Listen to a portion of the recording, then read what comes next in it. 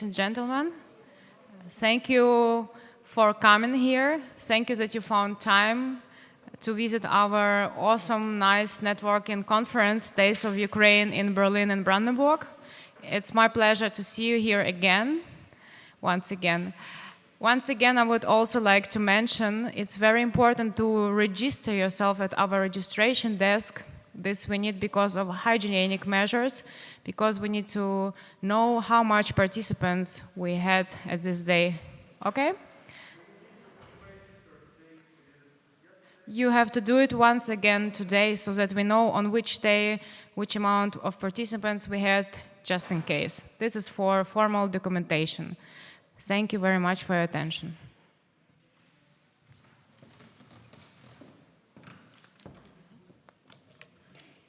Okay, yeah. Good morning, everybody. Good morning. I would like to welcome you to the second day of our conference. And in particular, I would like to welcome our online participants who are joining us via video from Germany and Ukraine. My name is Schaich. I'm the Managing Director of ZOiS, the Center of East European and International Studies in Berlin. We are conducting, or ZOiS is conducting, social sciences on Eastern Europe, Central Asia, and the Caucasus republics. And in my function as the Managing Director of ZOiS, I have undertaken several activities with the Ukraine network in recent years. Thank you very much for that, for this good cooperation. In this morning session, we will focus on funding opportunities to support German-Ukrainian scientific cooperation. First of all, Dr. Oksana Seumenicht will give a general overview on the funding opportunities to foster scientific cooperation between our two countries. Afterwards, individual German and Ukrainian research and research funding organizations will present their respective programs. We are very pleased to have the most important research funding and research organizations here today with us. Thank you for coming. Thank you for joining in via video. After all presentations, each of them takes 10 minutes. After all presentations, you have the opportunity to ask questions, either here from the hall or via chat. Oksana is going to collect the questions via chat, and she will distribute it to the respective speakers. So now I'm looking forward to an interesting and hopefully fruitful session on research funding in Ukraine and Germany. Thank you. Oksana, this is yours.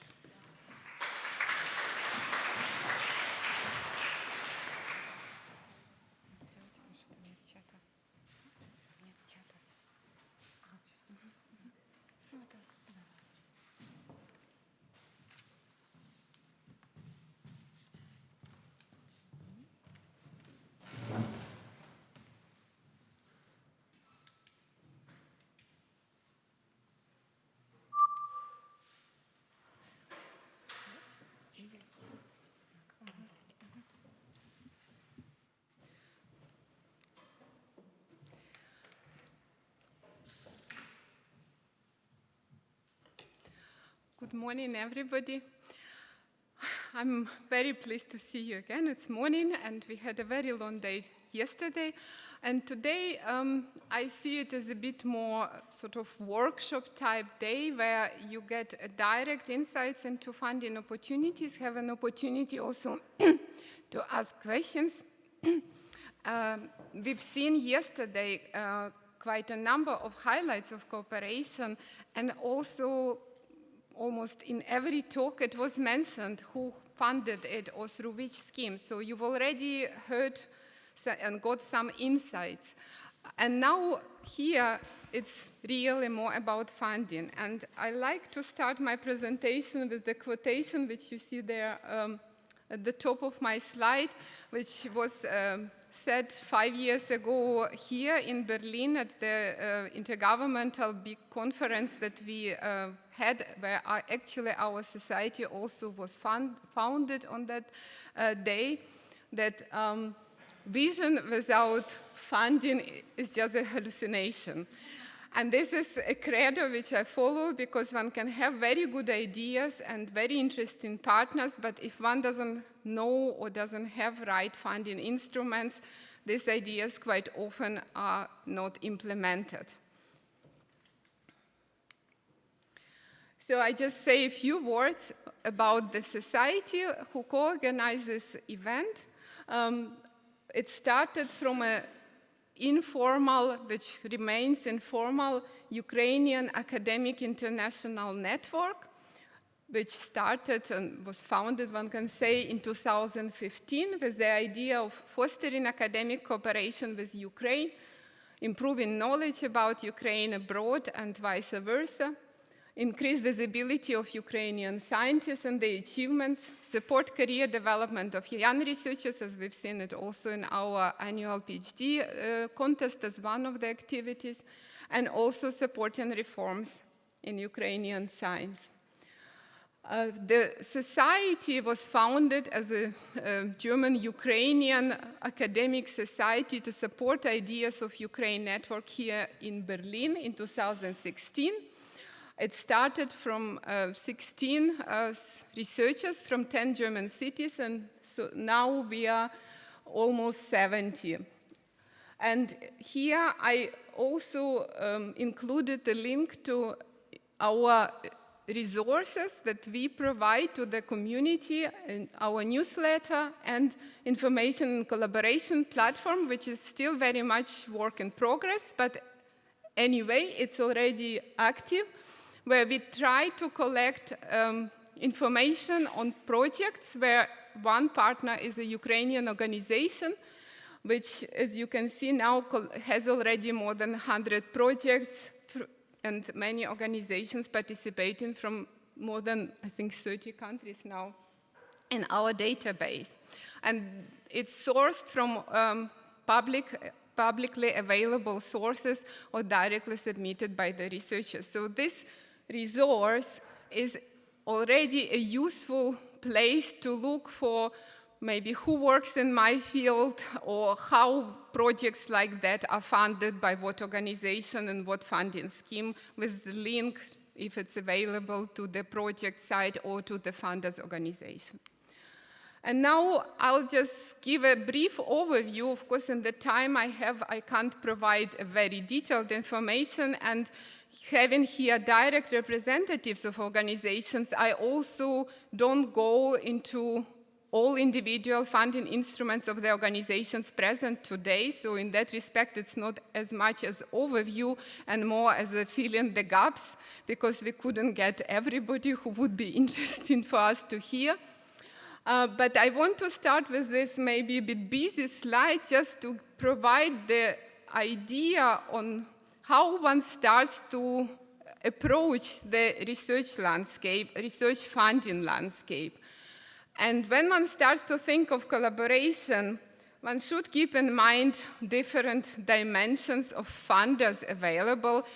And I think in a systematic manner, one can then access different funding opportunities. So, of course, on one hand, there are international and multilateral funders like EU and Erasmus, and we hear today a representation from the head of Erasmus office in Ukraine. There are bilateral funding opportunities specifically focused on supporting German-Ukrainian cooperation, so the ministries on both sides, or also funding organizations, DFG on German side and National Research Foundation of Ukraine, which might have bilateral calls.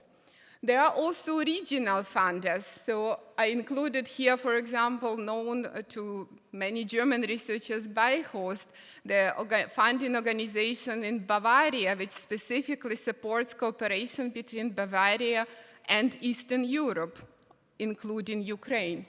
Or here in Berlin, there is a possibility also to fund, which I mentioned. There are, of course, foundations that generally fund, so for example, Humboldt Foundation, Volkswagen Stiftung, that fund different projects where international partners could be a partner. And there are, all, of course, funding agencies or associations that fund specific field of research or particular disease. So I included a few examples of that. So the idea of this slide is simply to make you think not just like, oh, I've heard about DAAD Euler program and that's the only thing that is there, but to think that there are a variety of different sources, each with own scope, but potentially suitable for your project. So I'll start with the international, because we don't have a direct representative from EU funding agencies, and this is, of course, a very relevant funding opportunity. Since 2015, Ukraine signed an association agreement with Horizon at the time 2020, and to my knowledge, the association with Horizon Europe is on the way. So it looks very likely that Ukraine would have a full association with Horizon Europe, and at this stage, to my knowledge, one can apply as normal partner or also coordinator for EU projects, also a Ukrainian organization. And as we see, I just did a quick search in the EU projects database. There is more than 1,400 results of projects where Ukraine is a partner, and if one then puts Germany as a search term, then it's 755 projects. So, I mean, the numbers might be slightly different depending on exact search terms, but there is quite a good overlap of projects funded by EU where both Ukraine and Germany are partners. And I included here just a few examples here also with partners in Berlin and Brandenburg to show examples of such projects in different fields. And of course, they usually have many partners. These are multilateral projects. And in Horizon Europe specifically, I today want to bring to your attention the newly extended, I would say, program Widening Participation and Strengthening the ERA, European Research Area. So widening, many of you have heard of this particular part of Horizon. It has been increased in budget, so to my knowledge it's now 3% of budget of Horizon Europe, so there are many more projects funded, and some instruments of it you know, and some are new, and I'll quickly introduce to you some of them. So Teaming for Excellence, the deadline is just on 5th of October, so it's gone for this year.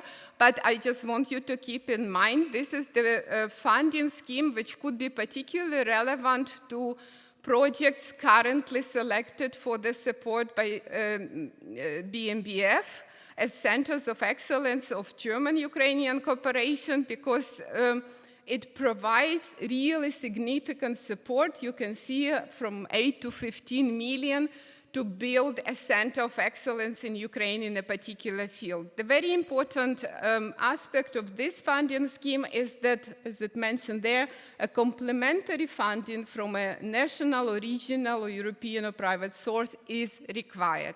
So it's a very big project to develop. It goes in 2 stages. One first gets support for a conceptual phase, and then for the proper building center phase.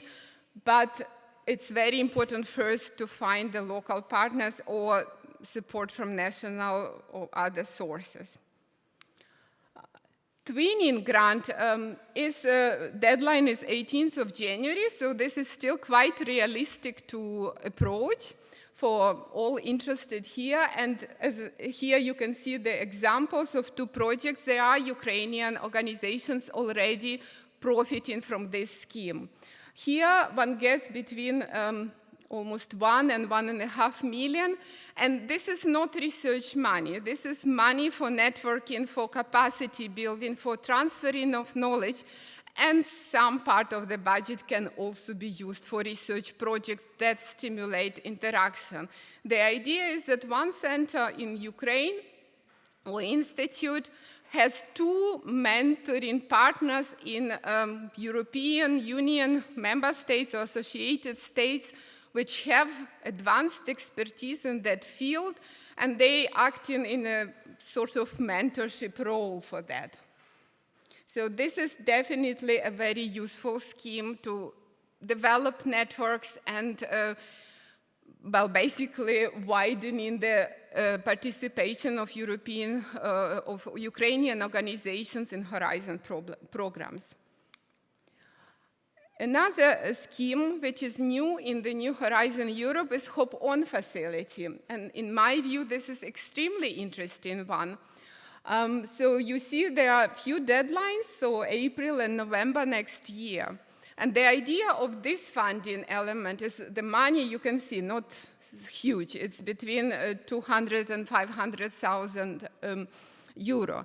But the idea is if there is a European Horizon-funded project from so-called Pillar 2, so it's projects in supporting health or green environment or normal research and innovation projects, where there is no partner from so-called widening countries, and Ukraine is, as associated state, a widening country, then one can add such a partner, and if it's justified in terms of the project idea, the additional funding would be granted.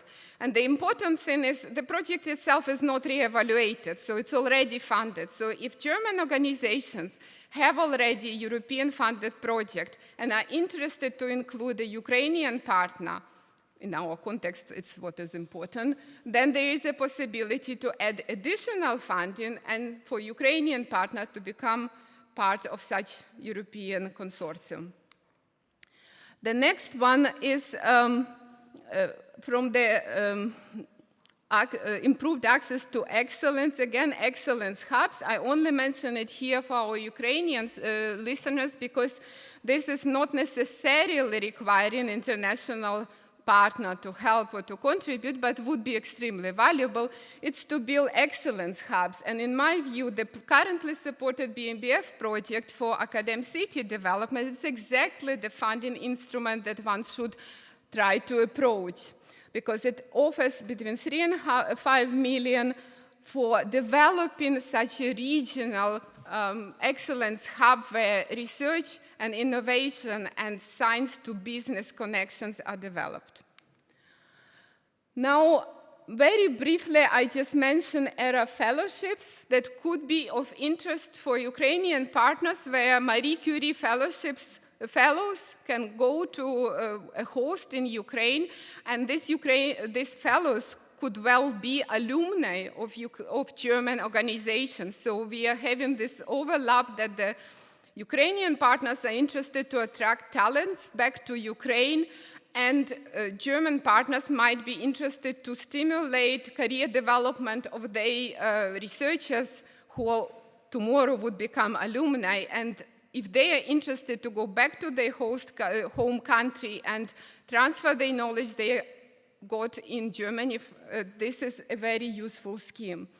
And locally, there are also ERA talents, which is interestingly not only aimed at researchers, but also entrepreneurs, research managers, innovators, again, helping to develop innovation activities in widening countries. And another part of widening, it's a new edition of widening program, is called Strengthening the European Research Area. And I listed only a few calls. It's basically what before was a program for Science for and with Society, which doesn't exist anymore. And although this is not specifically for Ukraine, but it's specifically for also developing institutions and supporting structural reforms in widening countries, where partnership between German organizations and Ukrainian organizations could be very fruitful. And there are aspects of funding I just highlighted, like open science, citizen science, data policy, science education, research ethics, gender aspects. So cooperation in all these areas of supporting research is also possible. Now, I'll just mention a few other schemes not represented here by direct representatives. So for Ukrainian partners, NATO Science for Peace and Security funding scheme is quite known.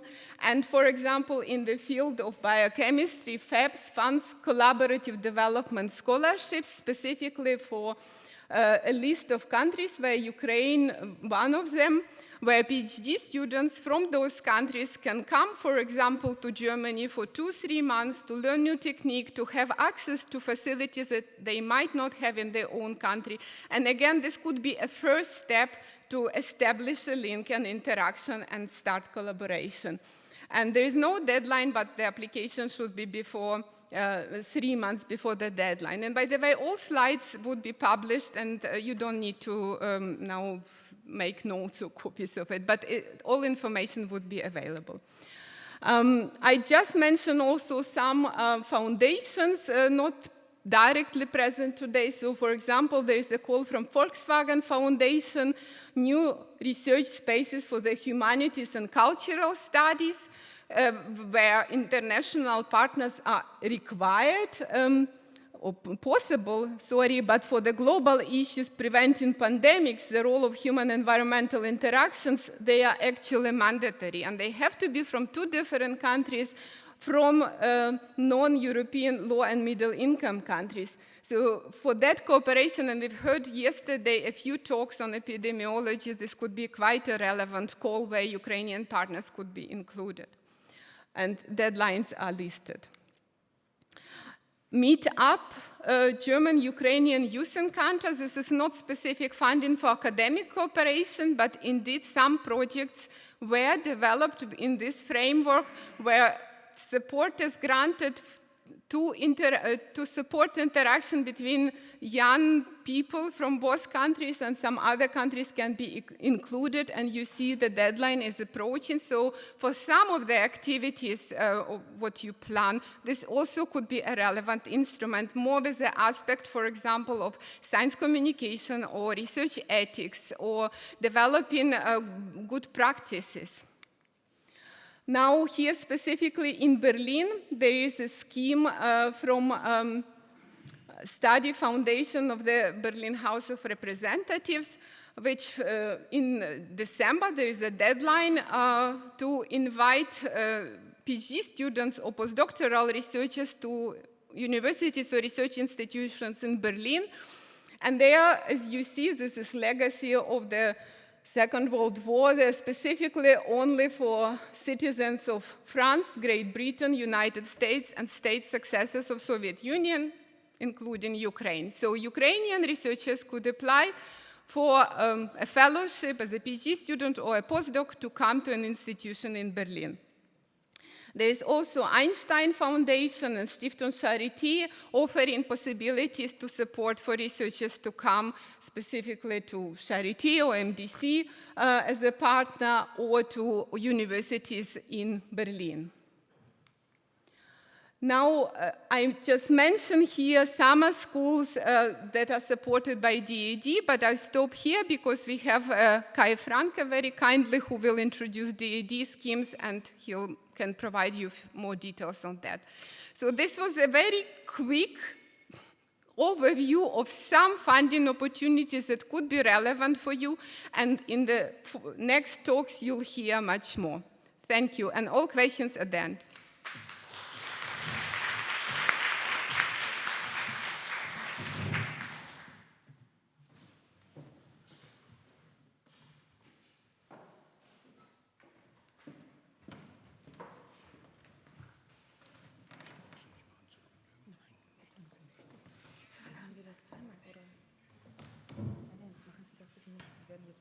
auswerfen, das haben Sie ja schon mehrmals versucht. Haben Sie da hier oben gedrückt oder haben Sie unten gedrückt? Da oben.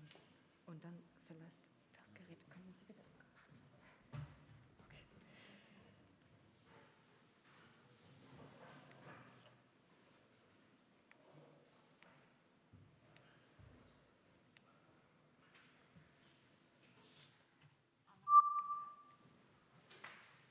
Ja, und Sie wollten ja das haben.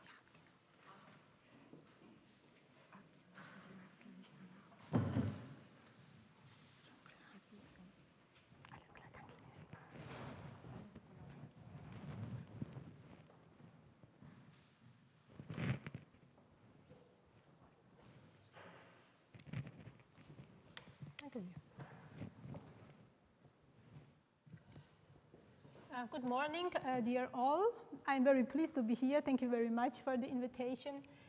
My name is Nino Chkoidze, and I am a scientific officer in International Bureau, which is commissioned by the German Federal Ministry for Education of Education and Research, but institutionally belongs to DLR Project Management Agency. DLR stands for Deutsches Zentrum für Luft- und Raumfahrt, or German Aerospace Agency, and the Project Management Agency is one of the three main pillars of DLR. International Bureau belongs to the Department of European and International Cooperation, and I'm working in the group for Eastern Partnership countries, Russia and Central Asia, and I am responsible for the cooperation with Ukraine. Before I present the actual topic of my presentation, German-Ukrainian research cooperation and funding opportunities provided by the Federal Ministry of Education and Research, or BMBF, I would like to shortly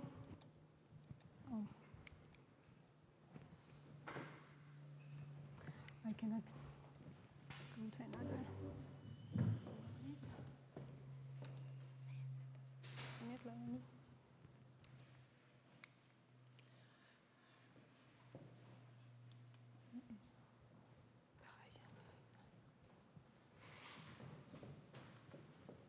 Sorry, there's a small technical problem.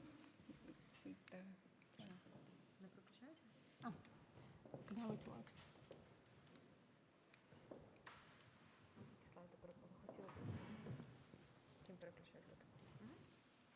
So you should use the arrows. Because they didn't function as well, but now it's okay. Thank you very much. Okay, what are our main tasks and responsibilities? On behalf of BMBF, we draft and implement international cooperation programs. First of all, above all, they are calls and funding announcements because funding management belongs to our core responsibilities. But beyond that, we also provide input for formulating long-term strategies of international cooperation with some countries or regions. And this is based on the internationalization strategy of federal government in science and research, and is in line with framework and specialized programs of BMBF and its bi- and multilateral agreements. Furthermore, we monitor and analyze recent developments in research, science, and education of our partner countries. We organize intergovernmental meetings or negotiations. First of all, these are meetings of scientific and technological commissions, organize other international conferences, and so on, and inform and advise prospective applicants of our funding announcements on cooperation and funding opportunities. For this purpose, for this end, we maintain a website on behalf of BMBF. Maybe some of you heard about it, Kooperation International, where you can find general information on our major partner countries. Ukraine is among them, but also specific updated information about recent developments in its scientific system. So what type of funding measures does BMBF provide? Depending on the intensity of the cooperation between Germany and the partner country, or diversity of instruments applied, or also financial commitment, we differentiate between four major funding measures. The basic one are explanatory and networking actions, which help the scientists to identify cooperation potential. The next step are project-related mobility. With this scheme, we support the scientists to set up suitable partnerships. The next level is the actual funding on scientific activities. The prerequisite is that these projects are conducted in a collaborative way. Under this measure, we also fund pilot projects or feasibility studies which prepare ground for more profound or comprehensive research activities. Last but not least, we also have so-called flagship projects. Those are rather exceptional initiatives who have very special purposes or address the common establishment of infrastructure. And those projects are quite demanding in terms of financial involvement. So we have several times heard during this event that German-Ukrainian research cooperation has developed very successfully during the last years. And Ukraine, of course, plays a major role in EU's neighborhood policy, and BMBF supports UNI and bilaterally funded numerous projects and also helps Ukraine in modernizing its scientific system. So now the cooperation between Germany and Ukraine is major enough so that BMBF is about to apply all the measures or all the funding measures which I have presented on my previous slide. Above all, those are the mobility schemes. So BMBF and its partner ministry in Ukraine, Ministry of Education and Science, regularly publish and implement bilateral calls, which help the scientists to exchange information and to build partnerships. At the moment, 11 projects are being implemented from a very wide range of disciplines. But besides mobility projects, both ministries have also realized so-called structural projects, which address diverse issues of scientific system itself. For example, in the framework of one project, German and Ukrainian scientists elaborated commonly evaluation procedure of scientific institutes of Ukrainian Academy of Sciences, and it was based on the model of Leibniz Association. Of course, German and Ukrainian scientists work closely together in the framework of EU programs, and BMBF is supporting Ukraine in its efforts of deeper integration towards European research areas. Mrs. Seumenicht has already given you information in a detailed way on this. With the call Bridge to ERA, BMBF supports aims to increase successful participation of consortia from Eastern Partnership countries, including Ukraine. At the moment, there are 6 projects where German and Ukrainian scientists are commonly preparing proposals for submitting for Horizon Europe calls. So I have mentioned that the cooperation was very successful, but it was not only in terms of funding, which has drastically increased during the last years, but also in terms of quality of cooperation. So BMBF is approaching now to the initiatives which involve long-term institutional partnerships and also the establishment of research infrastructures. The most important initiative in this context is, of course, the establishment of German-Ukrainian Course of Excellences. Mrs. Hermani, in her speech, mentioned them, and this topic is really so much important that I have to say some few words about it. With this funding program,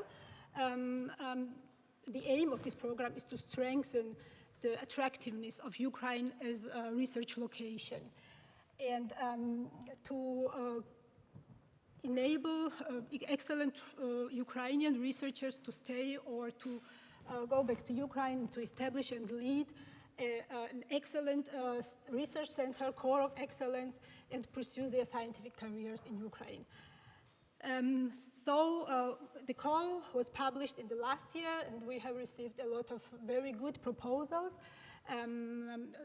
there were 68 eligible projects, and they were evaluated by Ukrainian and German experts, and we have selected 12 of them, and they are supposed to start in this year in November or December, and then they will have 12 months time to develop viable concepts for establishing the course of excellence. These concepts then will be again evaluated by selection committee, and up to 4 best concepts will be given the opportunity to get funding for the implementation phase. We have also other flagship projects which are funded by BMBF. One is in the area of agricultural economics. We have one in material sciences. We have also a project that aims to examine the conditions for establishing a technological park, Academ City. This project has also been mentioned during this event. The technology park should be based on the model of Berlin-Adlershof. And last but not least, BMBF is funding the DAAD project on internationalization and digitalization of Ukrainian higher education institutes. And we have yesterday heard examples of 2 projects of the University of Applied Sciences of Münster and University of Hanover. So what comes next? Maybe it's the most interesting part of the presentation. So we are preparing now the next bilateral call in cooperation with the Ministry of Education and Science in Ukraine. And this call will be published at the beginning of 2022. The evaluation results should be finalized in spring or in summer 2022. And then the shortlist will be coordinated between both ministries, and the projects are expected to get started in 2023 with a maximum duration of 24 months. So on the next slide, you can see the thematic priorities of the call, which is going to be published soon. Those are digitalization and information technologies, biotechnologies and health research, including COVID-19 research, digital new materials and manufacturing technologies, social sciences and humanities, and project proposals that aim to support the objectives of the European Green Deal. In March, we have also published a call which was addressing the topic of green hydrogen, among other countries also in cooperation with Ukraine. And the focal points were development of technologies for the production, usage, transport, and storage of green hydrogen, as well as its social implications and impact on climate protection. And given the importance of this topic, probably another call will follow, which will address the cooperation with Ukraine on the topic of green hydrogen. However, the preparations are by now at the very beginning. So that was all from my side. The information about calls you can get through the website Kooperation International or BMBF Förderbekanntmachungen. You can also subscribe to the newsletter so that you can get information about calls or other news. And for further questions, feel free to contact me. Here you can see my contact details. Thank you very much for attention.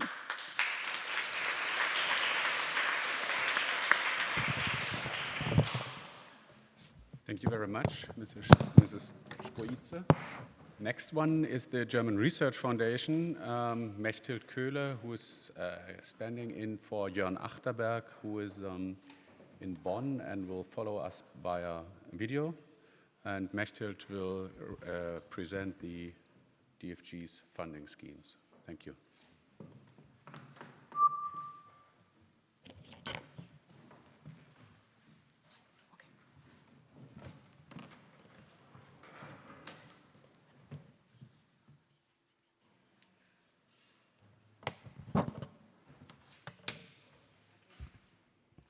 Yes, hello, my name is Mechthild Köhler from the DFG, and Jörn Achterberg, my colleague who is in Bonn and it's not possible to come, and me welcome you. And it's a pleasure for us to introduce the DFG and its cooperation with Ukraine.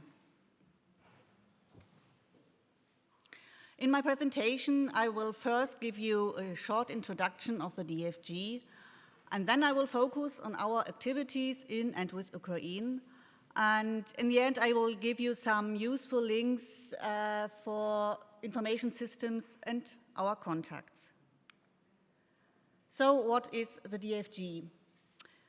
The DFG is an independent association under private laws with 97 members. The majority of the members are universities in Germany. And with an annual budget of more than 3 billion euro, the DFG provides each year financing about 30,000 projects. It supports the international cooperation between researchers, advises parliaments and public authorities, supports the advancement of young researchers, and fosters the relation between research and the public sector, and promotes gender equality. So, how does the DFG fund international cooperation? The DFG, the predecessor of the DFG, was founded in 1920, and since that day, the two objectives, funding research projects in Germany and funding international cooperation, were the main aim. And already in the 1920s, the DFG funded projects. So we have a variety of funding instruments. We have special funding programs to initiate international cooperation. The DFG has joint calls with its partner organizations. It holds conferences, workshops, and has 6 offices abroad. In principle, for the German researcher, there is a possibility for nearly all programs the DFG has to integrate international cooperation in the project. The core program of the DFG is the so-called research grant. It's a grant to conduct a research project within 3 years. And in this program, the German researchers can apply for travel costs, for inviting visiting researchers, and for inviting the so-called Mercator Fellows.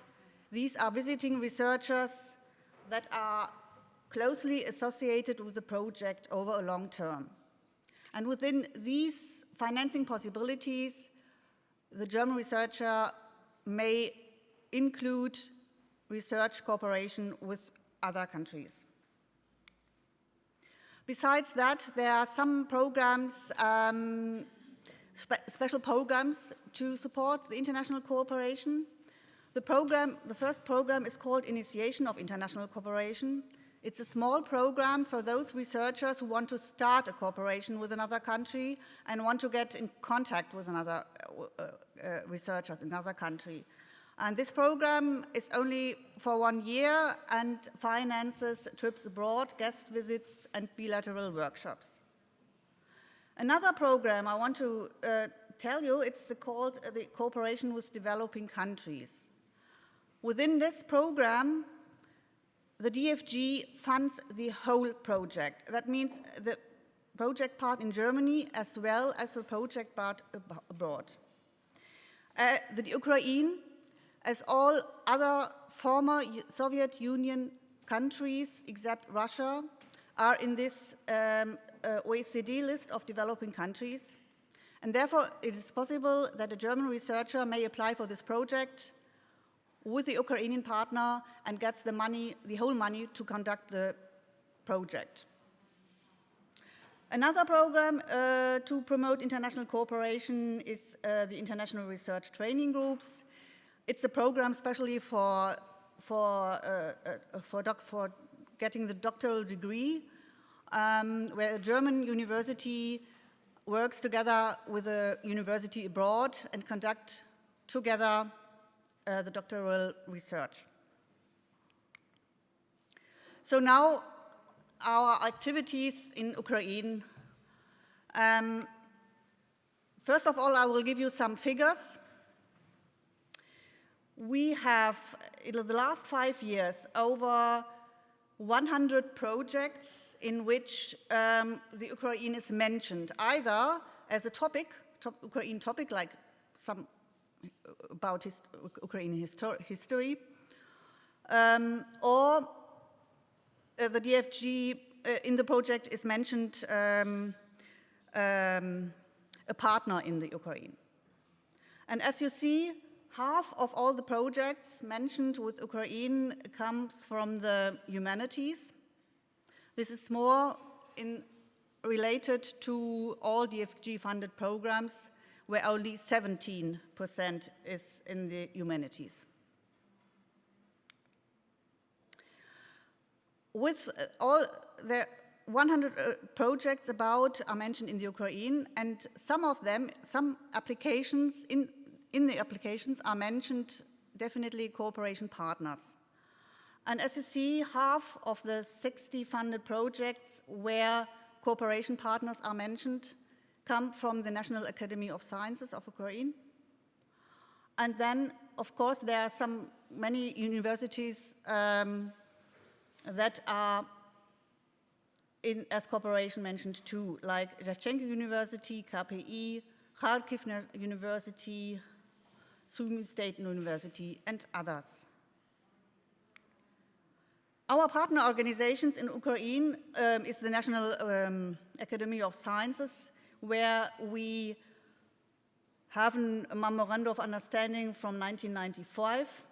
This was renewed in 2017. The new National Research Foundation of Ukraine, we still we have a contact with them and undersigned a letter of intent last year.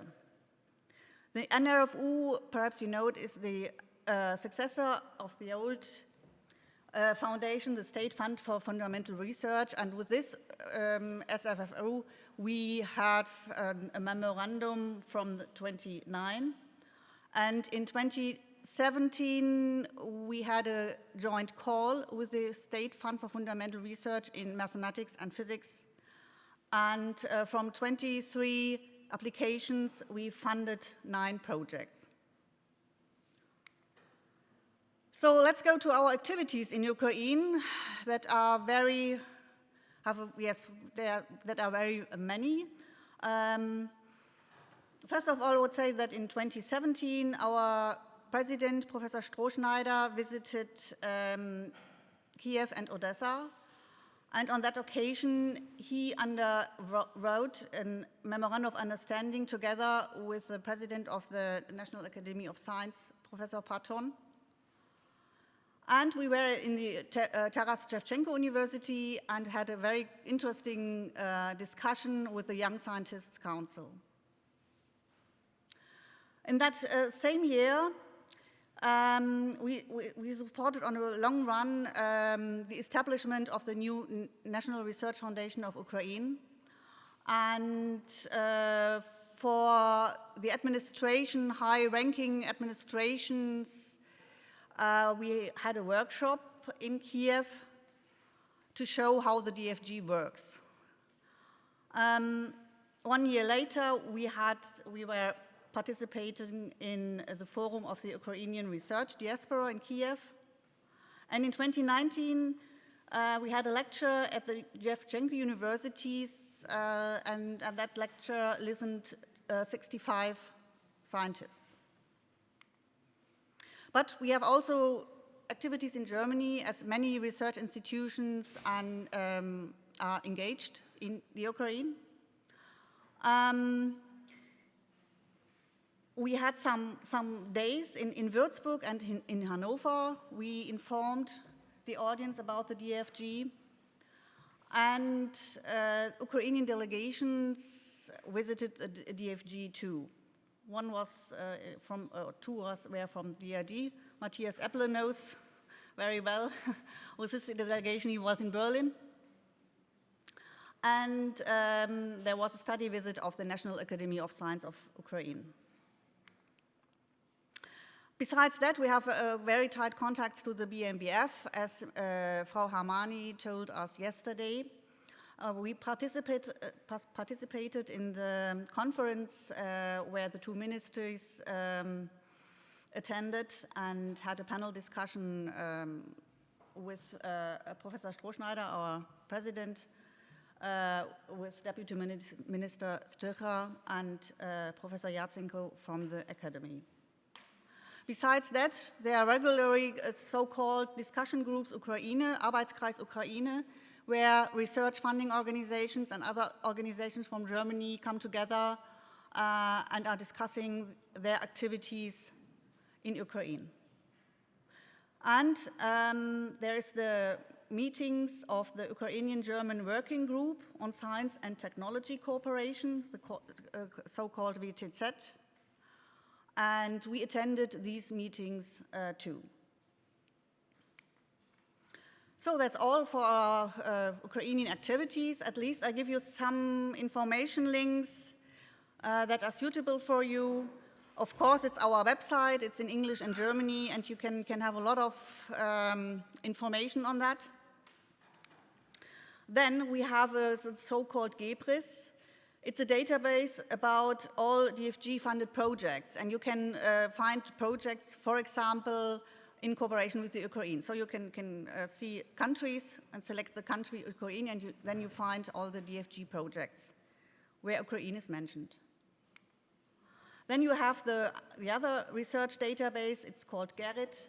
There you have an overview of all the institutes at German universities and non-university research institutions, and you can have a look at for subject areas or geographical criteria. So that's all. Here are our contacts. It's in Bonn, Dr. Jörn Achterberg as the director responsible for our group, and our colleague, Dr. Elisa Brackefeld, is in Bonn too, and I'm situated here in Berlin, in the Berlin office of DFG. So that's all. Thank you very much for listening.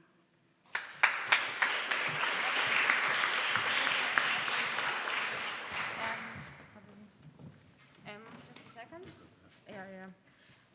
Sorry, we have some small technical issue. It will be resolved very fast, I hope. Anyway, I wanted to remind you once again, very important thing, don't forget to register yourself at the registration desk. Just a second, we just have some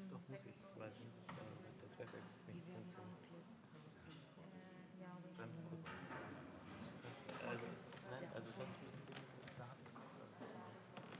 Ich versuche es jetzt einmal noch, wenn es klappt, dann ist gut.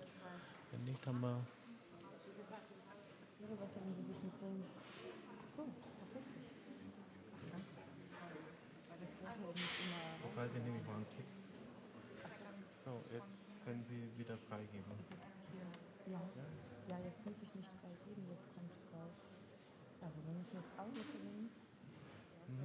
Verbinden. So, und jetzt... Okay.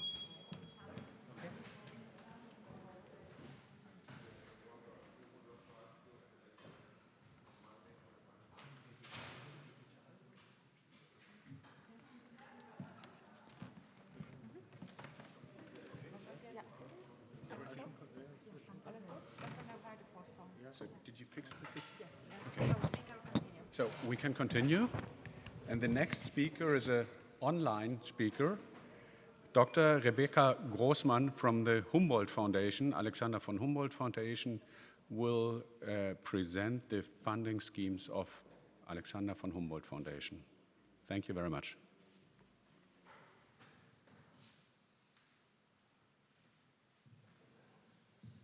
Thank you. And I will start to share my video now.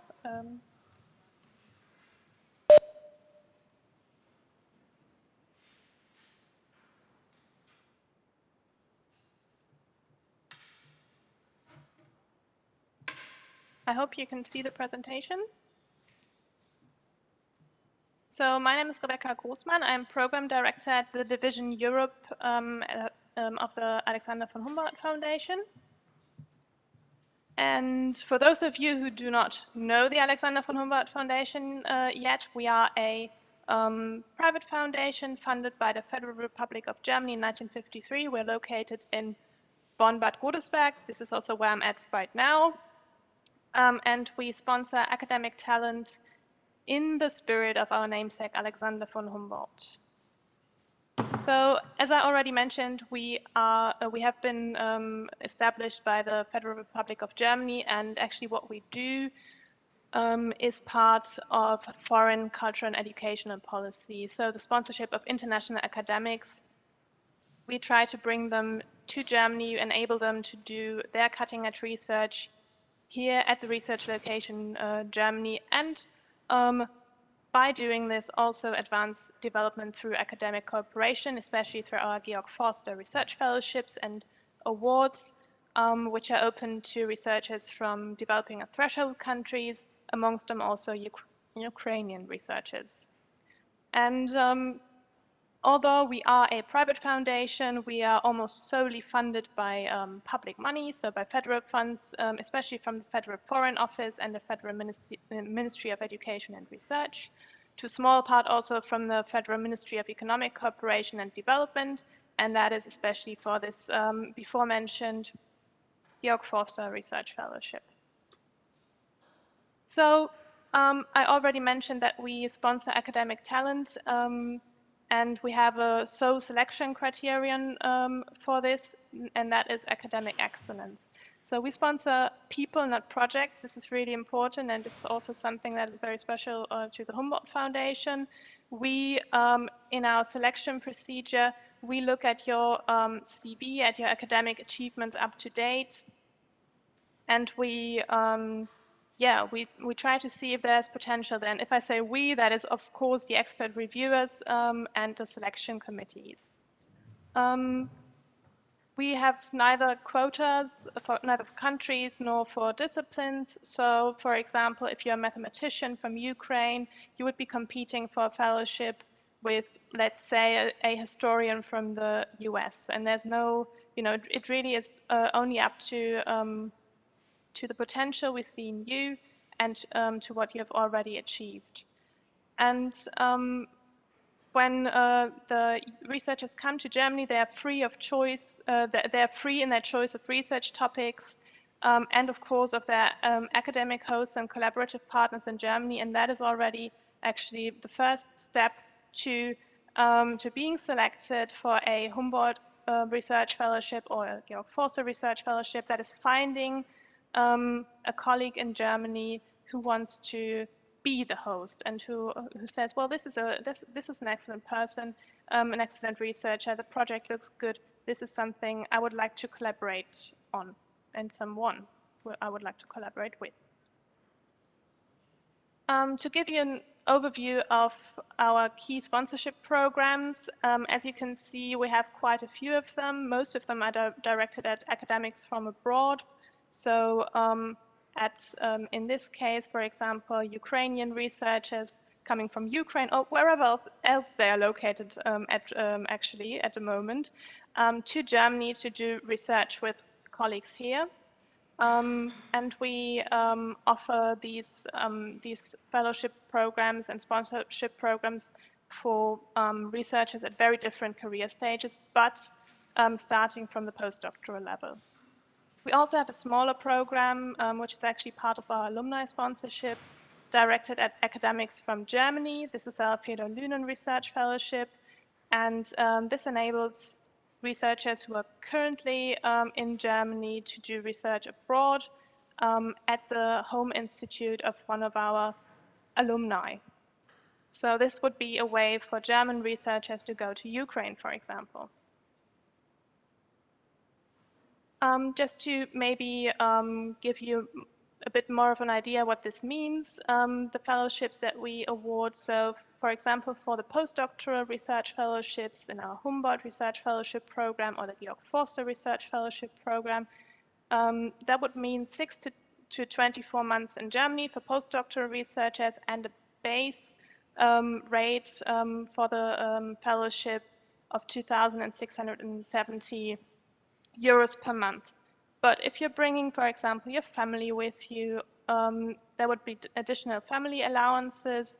And we also offer many more benefits, for example, intensive language courses before the start of the research fellowship. Currently, during the pandemic, these can also be done remotely from home already to prepare our fellows for the stay in Germany. And of course, it's also very much about the networking with the Humboldt Foundation. So there's also networking events in Germany, but also abroad, some of them. And one of the highlights during the fellowship period in Germany, certainly, I guess, is the big study tour in the summer, which, well, enables everyone to get to know Germany from another side than just the host institute. And many of these things I already mentioned are also true for the research fellowships for experienced researchers. By this we mean researchers who already have a very clearly defined academic profile, who maybe also have a few more responsibilities at their institutions at home. So they can split their fellowship with us. It's 6 to 18 months, but they can come into for example, 3 different stays to, accommodate any responsibilities they might already have with their research group at home. And what's special, I think, about the Humboldt Foundation sponsorship is that we have this saying, once a Humboldtian, always a Humboldtian, and we mean that. Once you have joined our network of excellence and trust, which already comprises more than 30,000 Humboldtians worldwide in over 140 countries, well, you are a Humboldtian and you will be that for life. And we will be sponsoring you throughout the entire duration of your academic career through our alumni sponsorship scheme.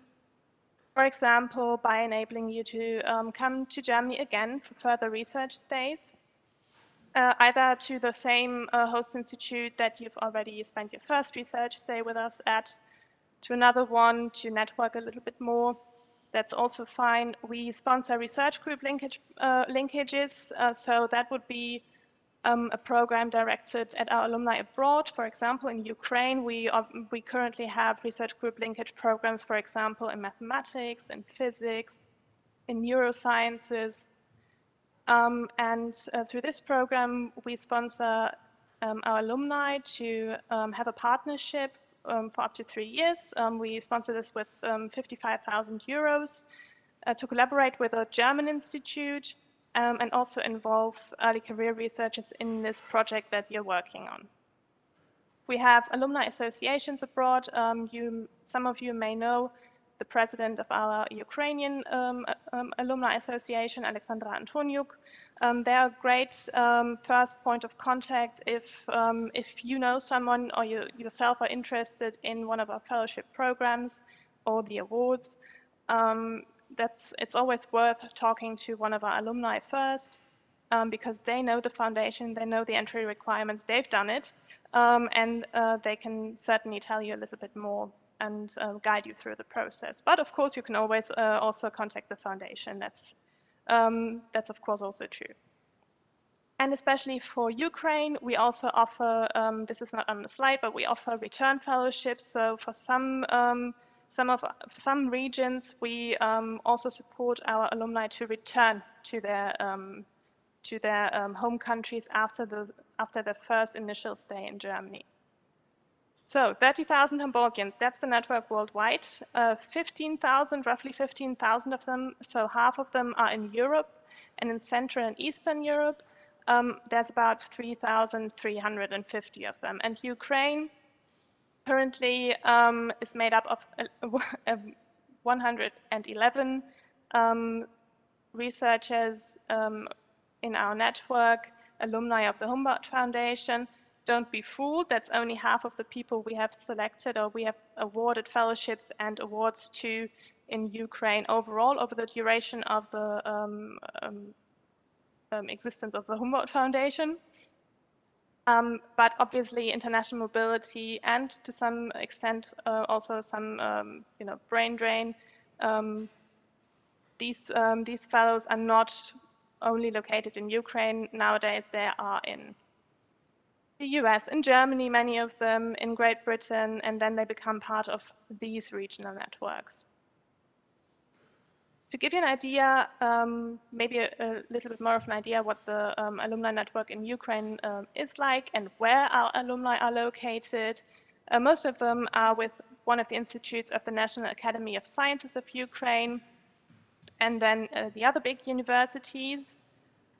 So if you're looking for someone to contact to get an idea of, as I said, what the foundation is like, how to apply, what to maybe take into account when you're applying, you can find alumni there. And of course, what's maybe also of interest is if you decide to apply, what is the success rate for usually for applications from Ukraine? And as you can see, it has declined a little bit. So we are currently not receiving as many applications as we used to for Humboldt or Georg Forster research fellowships from young researchers from Ukraine. The success rate is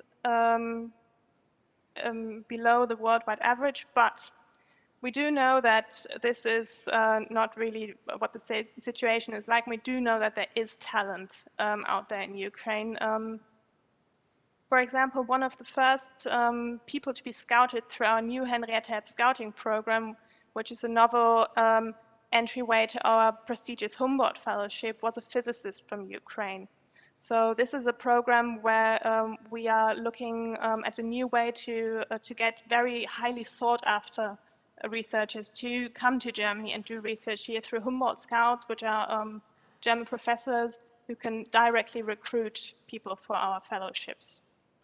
So, you know, we're hoping that this will be better. Maybe you will also spread the word, and some of you might also think about applying yourselves and, you know, become part of our, what we like to call Humboldt family soon.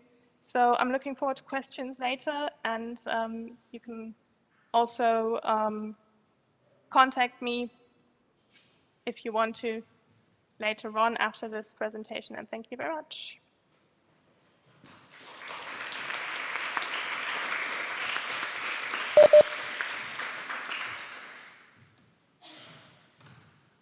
Thank you very much for this interesting presentation. Now we will hear a presentation of the German Academic Exchange Service given by Kai Franke, who is here with us in the hall. Thank you.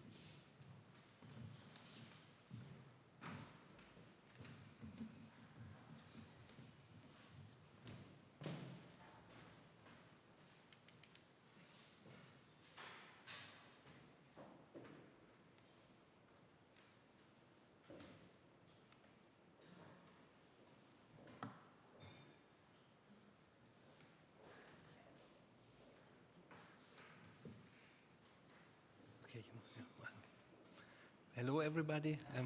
Welcome, and thank you for the invitation. My name is Kai Franke. I'm here at the DAAD office in Berlin. Our main office is in Bonn, as you maybe know. Before I start with a short overview, I try to give a short overview about our programs. I would like to share some findings about academic exchange with the Ukraine. One is that the capacity of the higher education system in Ukraine is underestimated in Germany, especially in the field of engineering science and fundamental sciences, and also when it comes to the share of female students in these areas. So it's much higher than in Germany, and there is a potential also in Germany to learn from Ukraine how to attract more female students to fundamental science and to engineering science. And the second finding is that when we provide information about academic exchange with Eastern Europe, we still have in focus very often not Ukraine or Georgia or some other countries, but Russia. Russia is very prominent, and we can also see it in our own, like, flyers we have, all pictures are from Russia, and this is still in the mind of the German academic community when it comes to exchange with Eastern Europe. first is Russia, yeah? But there are also other countries. And yes, and I would like to start my, and the third is we have a lot of success, but the exchange between Ukraine and Germany is not balanced, yeah? We have much more students and teachers from Ukraine coming to Germany than Germans going to Ukraine, and we have to work on this. And when, even if we have similar figures, then maybe the Germans went for summer school or for a week, but Ukrainian students and teachers, they come for longer stays. They come to do a master, to do a PhD, and so the exchange is not very balanced, and we have to really work on this. So, okay. Yeah, our main program to attract more German students for longer stays in Eastern Europe and the post-Soviet countries is the so-called GoEast program. The start of the program was in 2003, and until then we did a lot. We had 646 summer schools, and we have funded almost 6,000 students in this program.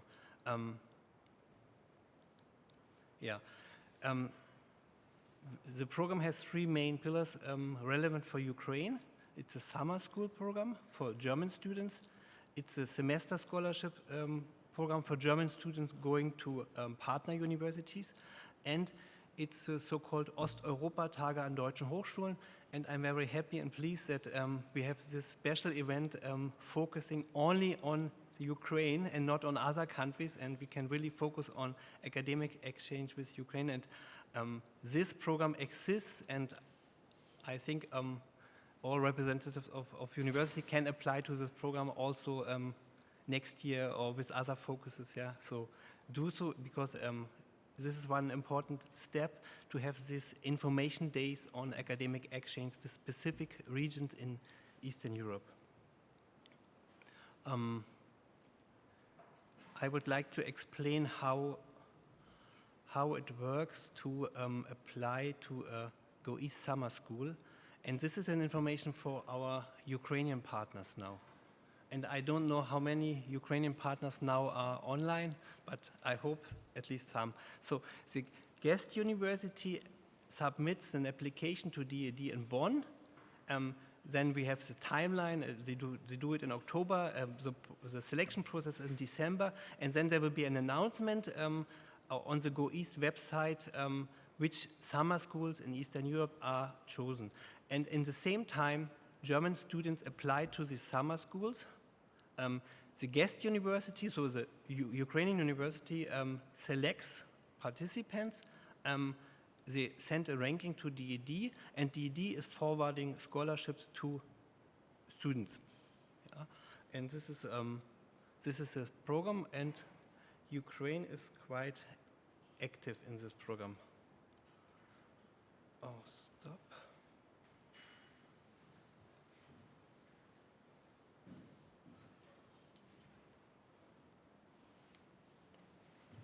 Yeah. So, what is the benefits for the German students? It's a partial scholarship, it's travel allowance, and it's an amount to cover fee costs at the guest university. Yes. So this year we had 8 approved summer schools and 52 scholarships were awarded. Of course, this year some of the summer schools had to be conducted online because of the pandemic.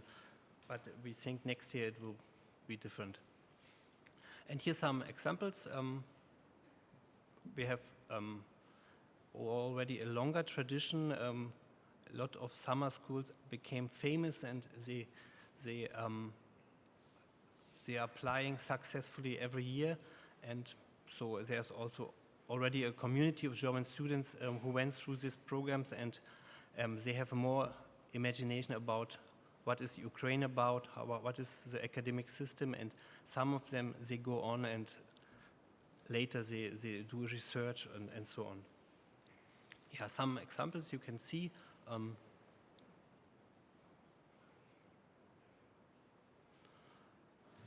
different universities, different topics, topics in social science and fundamental science and engineering science. So, and the other program we have is a Go East semester stipendium.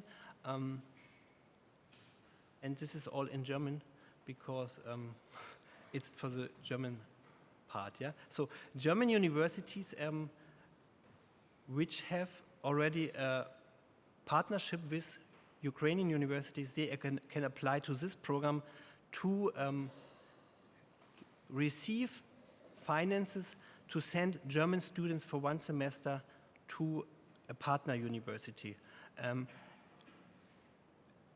I think it's not so difficult. You have a partner, you have interested students, and they should go. But in this program, the share of Ukraine is very poor. Yeah, it's all the years there had to be one student only from Ukraine participated. So one student from Germany went to Ukraine all these years. Yeah, and you can see Russia is very prominent in this program. And the question is why? Maybe it's because language of instruction is Ukrainian. Maybe there are not enough offers in English or in other languages, but knowing this, maybe someone has an idea to raise these figures.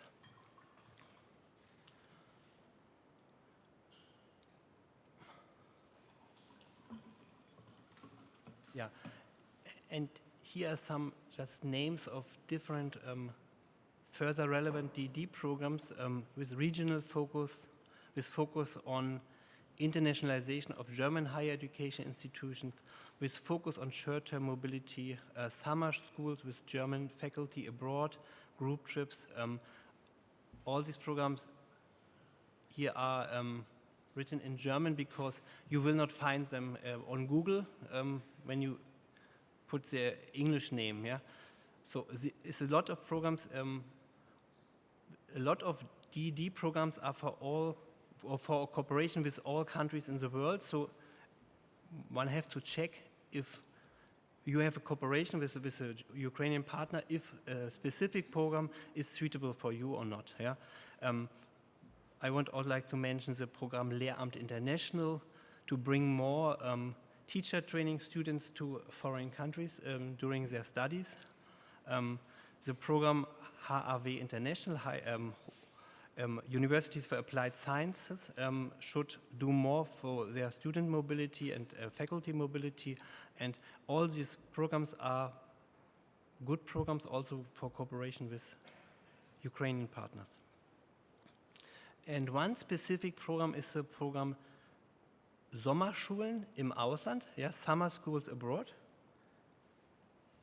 And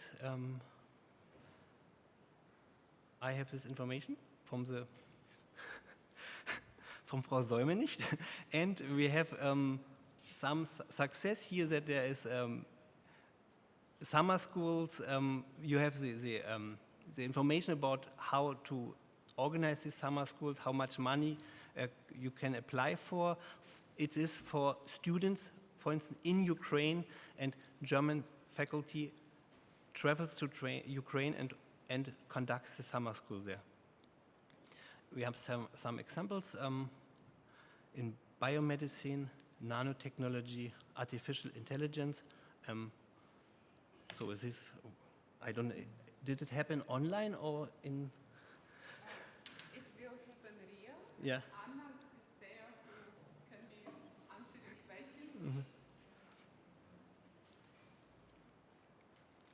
Yeah, and some more examples. So this is, it's always good to have positive examples. Another program is the so-called Ost-West Dialogue. The program aims to promote dialogue, understanding, conflict research, conflict management, conflict prevention, rule of law, good government, protection of minorities, and civil society development. And what is positive, Ukraine is very active in this program. The share of the Russian Federation is much lower, so I wonder why. So this is a good one, and it's not only about social sciences and conflict studies, also environmental sciences. You can apply to this program from different disciplines.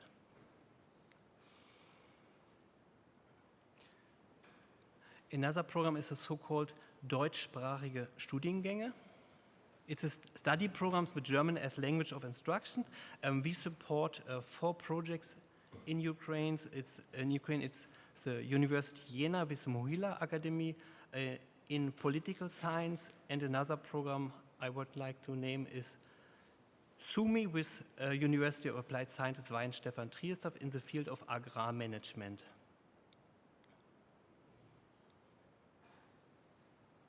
So further cooperation programs with Eastern Europe, Southern Caucasus, and Central Asia is a so-called Leonhard Euler program. In this program, also it's for existing partnerships. DAAD provides scholarships for young researchers at universities in Ukraine as part of a research project with joint PhD supervision. And the idea is that the PhD student stays in Ukraine, comes to Germany for short-time stays, but he will not go to Germany for the whole PhD, and there is less brain drain, and the support is also in Ukraine. So the scholarship is given not only for the time in Germany, but also for the time in Ukraine.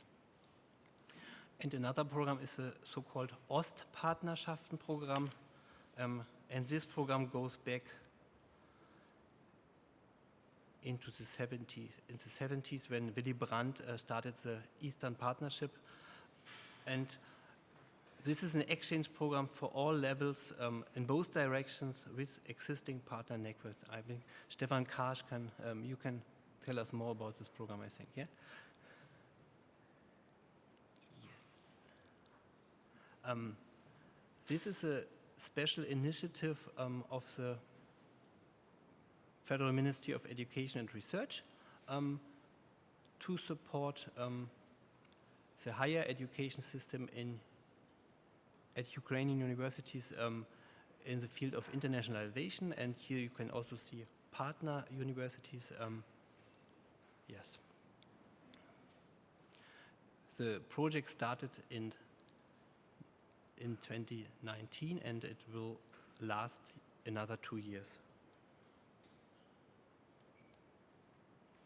And now about possibilities for individuals from German higher education institutions. I checked the scholarship database, and it gave 32 options. I would like to mention some of them. It's a one-year scholarship to study abroad in bachelor or master level. Also, it's possible for Germans to apply for a master in Ukraine. For PhD candidates, it's possible to apply for a research stay up to 1 year. There's a special support for mobility of students and faculty from universities of applied sciences again. There's a special support for students in the teacher training programs. There is a special program for internship at international organizations. This could be OSCE or UN structures. Short-term visiting professorships to Ukraine, and of course the DAAD Lektoren program, someone should know. And in some of these programs, chances are quite higher than if someone would like to apply to France or Great Britain or US. So people should know that we support balanced exchange, and this is why I would like to ask everybody to consider also these options. So, and now I would like to give some information for students and PhD students in Ukraine. I hope Oksana, that we have, but not here, but maybe online, yeah? Yeah. So they are listening now to us or not, I don't know, but yeah.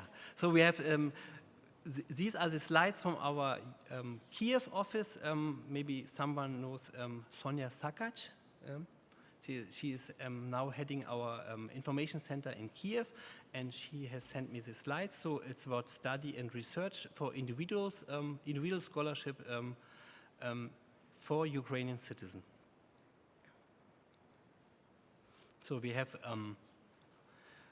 summer schools for students in the second and third year. It's 3 weeks and individual scholarship.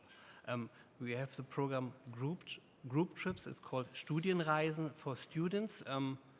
Of course, in the pandemic it also stopped, but now again application is open, and group trips for students from Ukrainian universities to Germany for 12 days.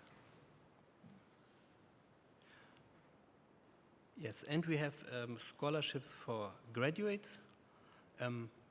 They should have graduated from the bachelor. 2 kinds of scholarship is for all disciplines, and there's a special program for economic science to apply for master programs in Germany. And what is important, it's possible to apply already in the last year of the bachelor. And we have programs for PhD students.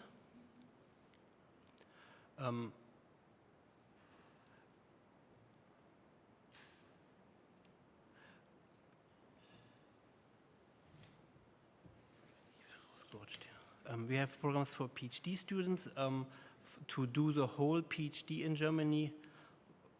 Also, it's possible to do a partial, like to go to Germany for 1 to 6 months or from 7 to 12 months. And there's also one program, Kotsyuda, is a program with 2 advisors, like Ukrainian advisor and German advisor, and there should be a special plan which part of the PhD should be conducted in Germany and which should be conducted in Ukraine.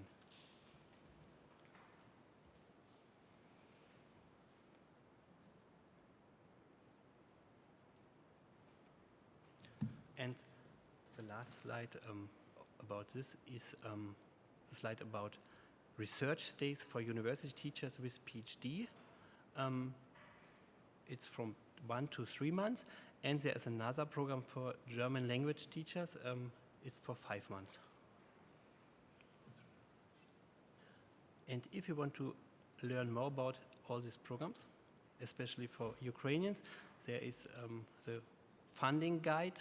Is the first thing what people should do is study the funding guide. And the second is get in contact with our information center in Kiev. They also provide here website information and email and telephone. And I called them on Wednesday, and they took the phone, so they are available. And yeah, please use this option. Also, for this audience, you can tell colleagues in Ukraine to use this option. Yeah, that's it. Thank you very much.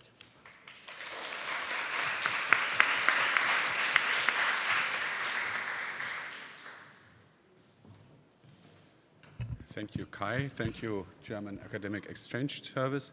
The next speaker is online. Dr. Igor Tetko is going to introduce a specific European program for funding cooperation, bilateral, multilateral cooperations. Thank you.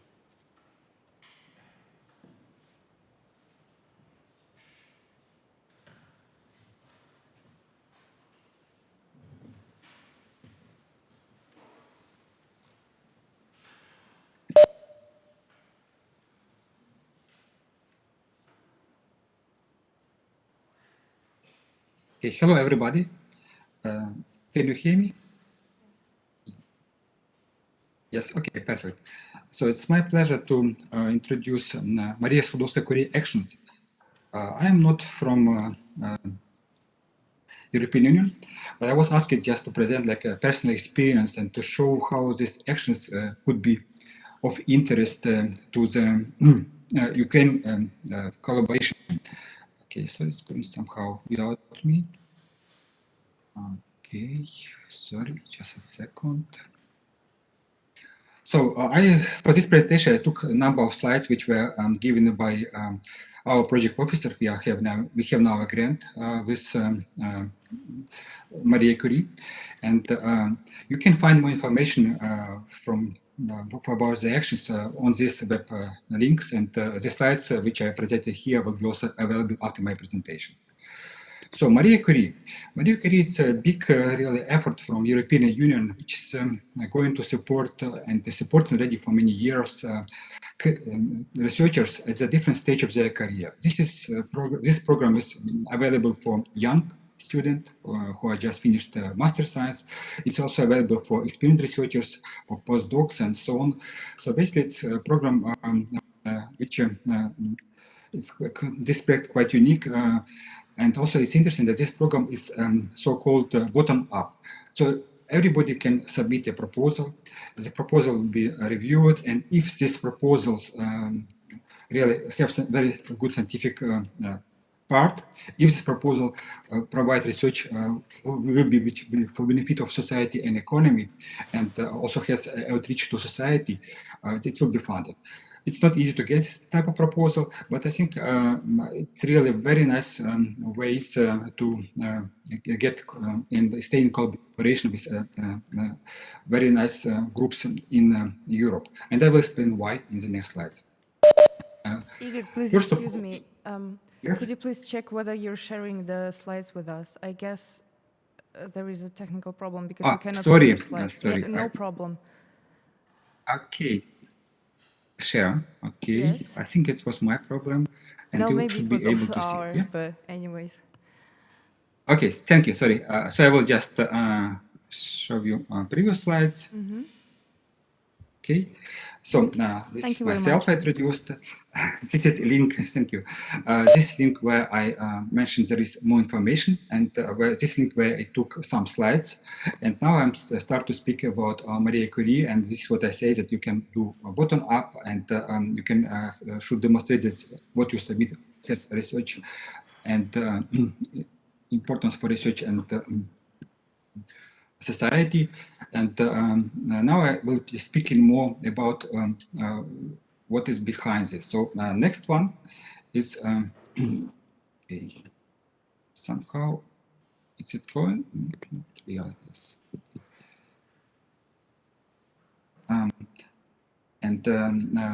Sorry, somehow it doesn't go in this way. Was testing sourcing was more, but one of the main important part of Marie Curie is mobility. So idea that researchers can go to different organizations, they can learn, for example, new techniques, they can access to equipment that they don't have in their home.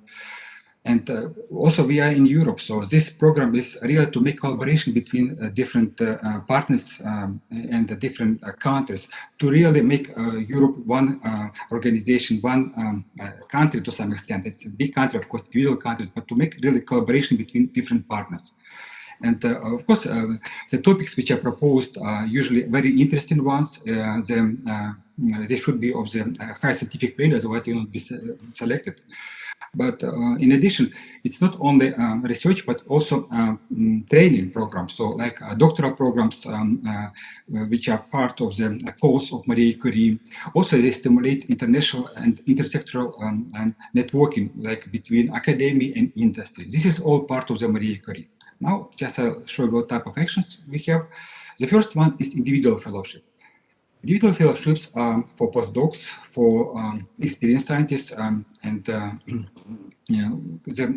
researchers can apply and go to different organizations where they want. They can select topic which they want, everything up to the researcher. But of course, topics should be interesting, should be relative. And in this proposal, you really have to show how you will grow. Basically, you apply, and after this, to show that this is important for you, how you will develop as a researcher. And that part is very important in addition to scientific part. Okay, this is for highly say established researchers. What is about young researchers? And what is about collaboration? Okay, for this, there is innovative training network. This is for PhD student who just finishes their Master of Science, and these students, they don't know yet how, for example, write their proposal, and it's not required. In innovative training network, they will get training. They will get training in the best groups because these are very highly competitive networks.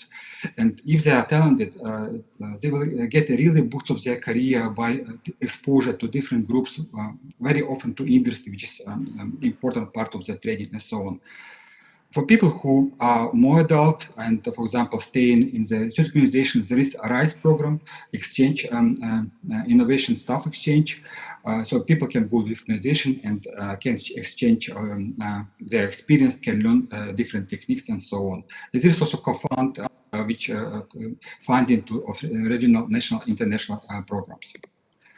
If we go by innovative networks, there are three types of them. European training networks, which are open to everybody, and in this network, different organizations can participate.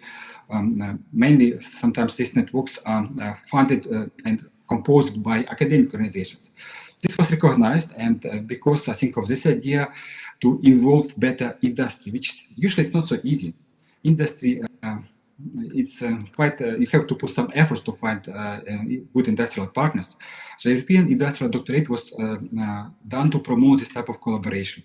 In this network, each student should spend 50% of time in academy and 50% of time in industry. And I would say these industrial doctorates are very interesting because students who get training of them are highly demanded by industry. They easily find a job, and there is also a big impact of this network on the industry development. I will show this later in an example. There is also European joint doctorate. These are between two different universities which would like to develop joint programs and establish some curriculum. And there is also co-fund, which I have mentioned, to support existing already programs on national level. Marie Curie gets quite a lot of funding from you. It's about 8%. I have numbers for Horizon 2020 for new program. I don't have yet. I think you can find it on the website. I think it's not less. And all the actions which I have mentioned also vary during new calls. And as you can see, it's 8% of budget of all funding. That's quite a lot of funding. And Ukraine is here as a part of associated countries and can participate to all different measures and actions as I have mentioned. The biggest budget is coming to innovative training networks, after this individual fellowships and other actions which I have mentioned. Now, how it's going by countries, this very interesting figure. We can see that a big budget is going to United Kingdom, Germany. Germany is the second largest one. Now United Kingdom will go to associated countries. So Germany probably will be the biggest one.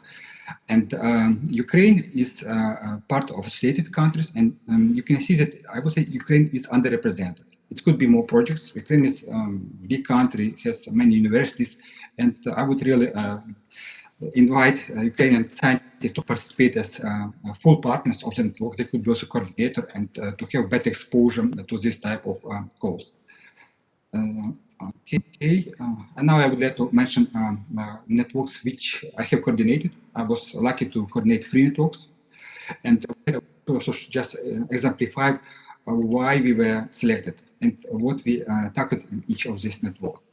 So first network, it was environmental chemoinformatics, and maybe you know that Europe would like to know what kind of chemicals we use in daily life and how these chemicals impact us, whether they are toxic or not. And with this respect, REACH program was created, which started 2007 and was implemented, fully implemented through 2018. And we recognize, 2009 should be here. We recognize at the same moment that we may not have sufficient number of people who will be able to do this. They have knowledge both in computational part, because it's registration, so you need to know also computational tools, but as well as in the training in the experimental part. So we are thinking, and we organize this network, and this is a typical kind of network that's created for the Marie Curie actions. We have 6 core partners, which were represented by Helmholtz Zentrum München, and as well as different other organizations, which are experimental one, like Hochschule Fresenius, or like they do both experimental and theoretical studies, and there are completely theoretical groups which we had there. Plus, we had additional partners here, which were coming from different organizations, from SME, from big companies, and so on. So we could really prepare a nice program, which was adopted and accepted by EU. So we got the funding, and this is where student comes from.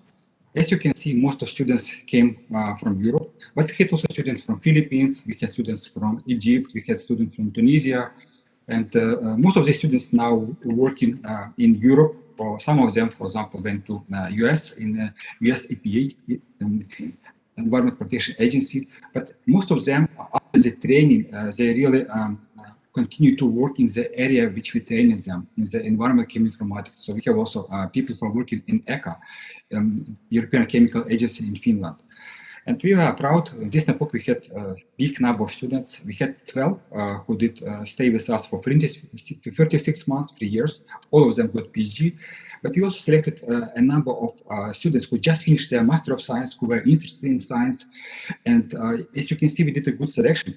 Out of 37 fellows, 31 already have received their PhDs.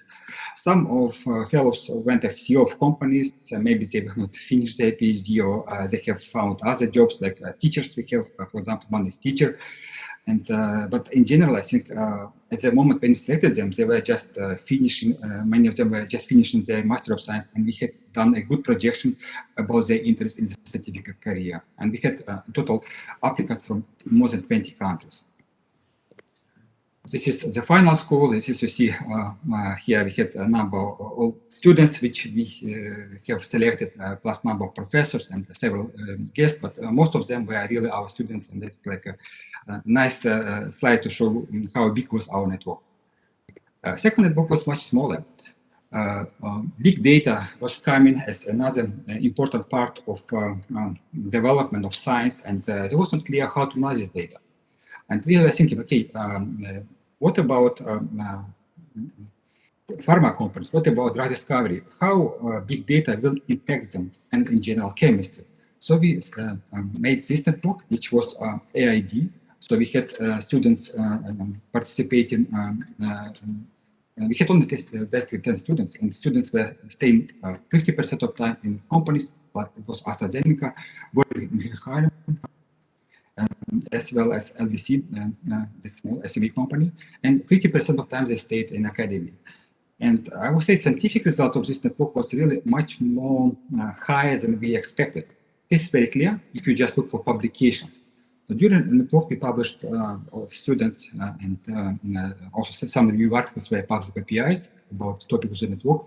We published about 70 articles. And just as the end of the network, we had about 1,000 citations to these articles just in 1 year.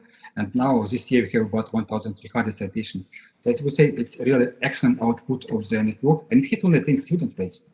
So if you count the number of students and impact, that was really a great outcome.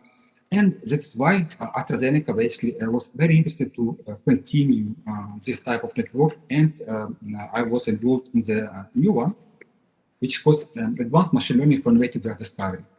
This network just started this year. We are working to select students. We basically have still one position open if somebody can apply immediately. But otherwise, we have 16 students. One is funded by University of British Columbia and 15 students by EU. And the students will be working towards implementation of AI methods in drug discovery. So basically, we have some vision. We have some ideas how we implement, and more importantly, how we can join different methods developed by different groups in one so-called one network, one system for prediction of and development of drug discovery. And also, what is important, we would like to make also impact for society. So all code which will be developed in this network will be made open source, will be available to everybody during the network. So this will be good not only for the members or companies, and we have AstraZeneca, we have Janssen, we have also Bayer in this consortium, as well as 10 academic partners. So it's a big network, but everybody can use these results and in their daily work.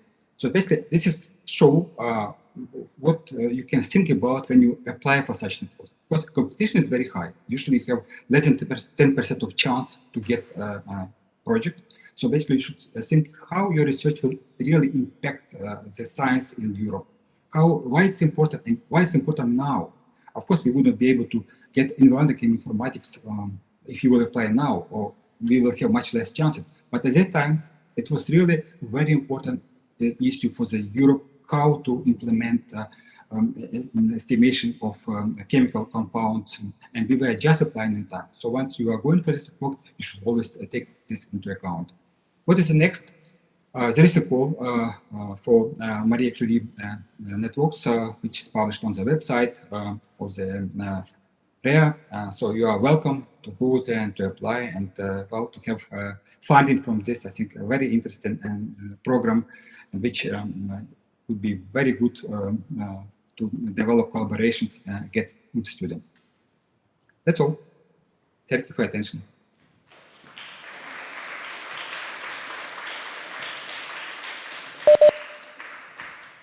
Thank you very much. The next, we are far behind schedule, unfortunately, so I would like to ask the next speakers to obey or to respect the 10 minutes limit. The next speaker, our next speaker is Svitlana Shytikova from Kiev. She is heading the Erasmus office and coordinating the program in Ukraine. Thank you.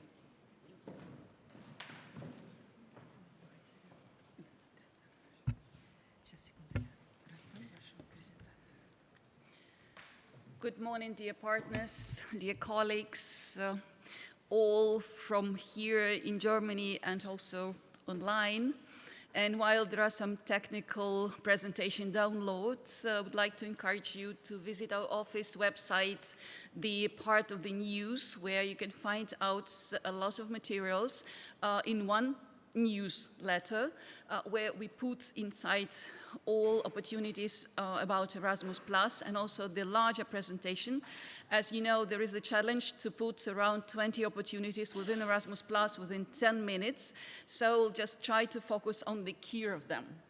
And if we just may start by saying that usually within Erasmus Plus, a lot of opportunities to cooperate, and having the participation with the international partners, in particular in Germany, would like to encourage you to cooperate with Ukraine and to bear in mind that currently we do have the challenge of the territories where then we have the territory which is under control of the Ukrainian authorities, which is as safe as the whole world could feel safe at this period of global challenges within the whole world, while we also do have the relocated universities from the temporary occupied territory, and they also are striving for cooperation, and please consider that they also feel safe in the places even closer to the border of the occupied territory, and the territory which is currently occupied is larger than Belgium itself,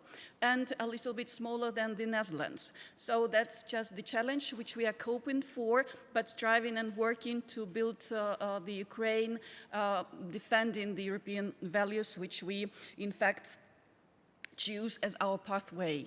Then the next point, which is important to bear in mind, that our system has its specifics, I mean educational system, and in fact since the Erasmus program is broader now for the vocational education and training, it is important to have in mind some specifics, but this specifics in any case is in line with the Bologna process, is in line with the international classification of education, and we have a large number of institutions that could apply as applicant to certain actions and also to be partners in particularly almost all actions of Erasmus+. Within this slide, just have a look into the number of institutions, which is really a very wide network of higher education institutions working in different fields. And here I'm happy to welcome also Ukrainian partners here in Germany and also online. And they're all striving and looking for partners. We received a lot of contacts and information requests for cooperation from your side. And we would encourage you, if you could provide your emails and for further cooperation, it would be really very helpful to jump into the program much more proactively and in cooperation with German partners. Just to provide you a short overview that Erasmus Plus is the European Union program that in fact supports and aims to support the, through lifelong learning, the professional, educational and individual development of people in Europe and beyond, and contribute to its sustainable growth, to the quality of jobs, and also to the to strengthen the active citizenship and European values and to boost innovation all over the world. And within this strong international dimension of the program where we could cooperate, please do not forget about the other one, which is not only the the international dimension, but European dimension where we could cooperate closely together.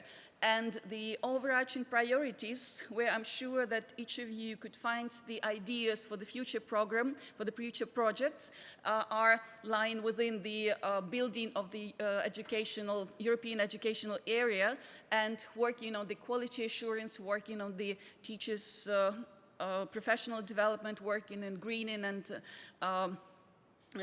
in green and digital technologies and transformations, and also working on the inclusiveness.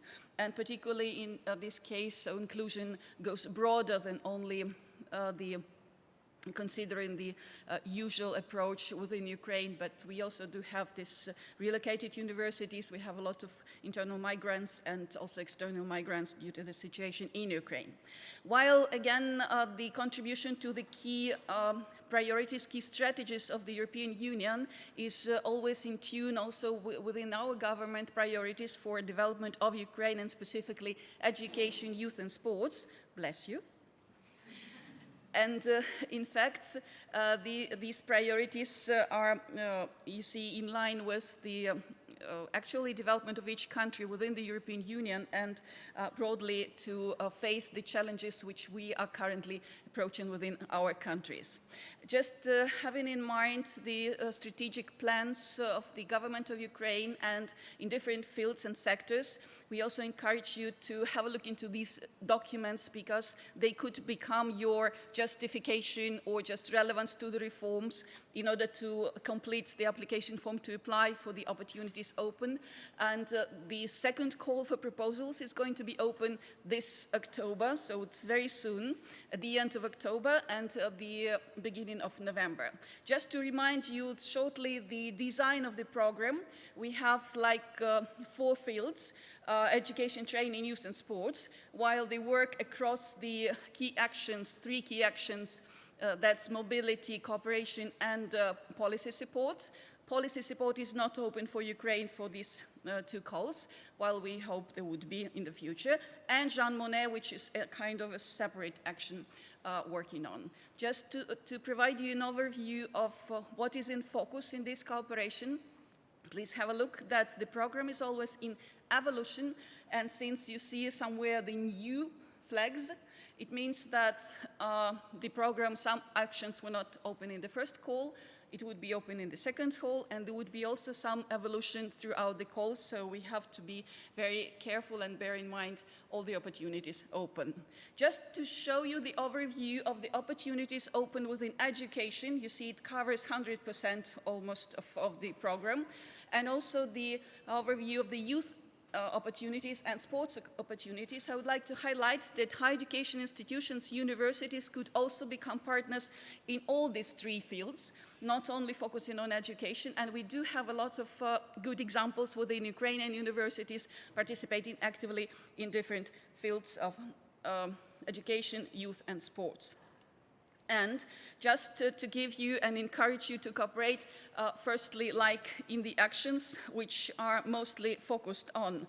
The first action, open, is mobility, which is classic mobility of Erasmus+, which German partners are used to for over 35 years already. So you know that nowadays the one part of it is open also for the coming to Ukraine part, and 25% of all grants you already received or just is going to be finalized by the decision of the National Agency of DAAD in particular to fund the mobility schemes between students and staff could be devoted to coming to Ukraine to explore new partnerships. So once you do not have cooperation with the university in Ukraine, which in fact you would like to explore, or Ukrainian partners apply to you with this request, please consider this action as well. Not only the usual international credit mobility, which mostly works like the two-way scheme, and it is also going to be open in October, November this year. The next one for the strong attention, of course, this is international credit mobility, you're all aware of, and in fact, yesterday we heard a lot of good examples when the cooperation started, and we are really happy that this cooperation started within the Tempus, Erasmus Mundus, Jean Monnet, and it's a kind of sustainability also and further impact and dissemination of all the opportunities started from the very beginning. Then if you have a look into the mobility project for learners and staff of VET, please mind that for VET providers, there is a lot of opportunities for cooperation, not only in mobility, but also in capacity building. And if Ukrainian universities has VET institution within it, and we have a lot of cases like this, then it could be, again, the incoming mobility open for the first call, and for the second call, we'll see whether it would be both way, but now it is incoming. So VET providers could come to Ukrainian VET institutions and discuss opportunities for cooperation and to apply, for example, to prepare the proposals for the next, for other calls, for other actions. Then please also consider the mobility project for young people and youth exchanges, because this is also the opportunity open for higher education institutions, and we do have examples of that. You could organize jointly the summer schools, the winter schools, the forums, the meeting of young people, the training for young people in different fields to train the key lifelong learning competencies. So it's also an opportunity for cooperation, not only within higher education, but mobility one. And that goes for mobility for young people, youth exchanges, youth workers, and also youth participation activities, further, or like active citizenship. Then we have another opportunity for cooperation, like cooperation partnership in school, VET, higher education, adult education, youth and sports, and Ukrainian organizations could be partners, but your higher education institutions could be applicants. That's so-called like strategic partnership in former program, as well as the forward-looking partnership where, again, we could be partners, in fact, when the value added is demonstrated. But in fact, that since 1994, Ukraine is actively involved into the European Union programs. We do have a lot of potential already developed in certain universities who could become good partners and already are partners within strategic partnership in the former program, and also for this collaborative partnership and for the looking forward partnership and alliances for innovation, which has two types of actions open for Ukrainian universities, and of course the German could be applicant to boost the innovation and cooperation with business and implementation of innovation at the end.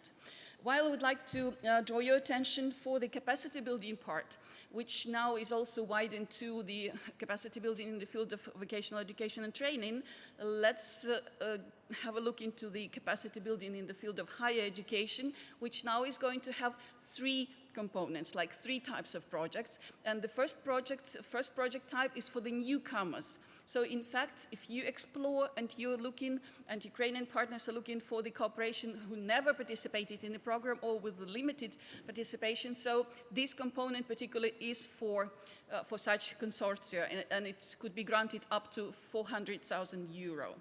Then the second part is our larger joint projects with the participation of experienced partners, and here is in focus innovation and also the cooperation with the industry. And such grants could be up to 800,000 euro. And the last one, not the least, but actually the most funds are available for it. It is the structural projects where the Ministry of Education and Science of Ukraine should be the key partner and obligatory partner.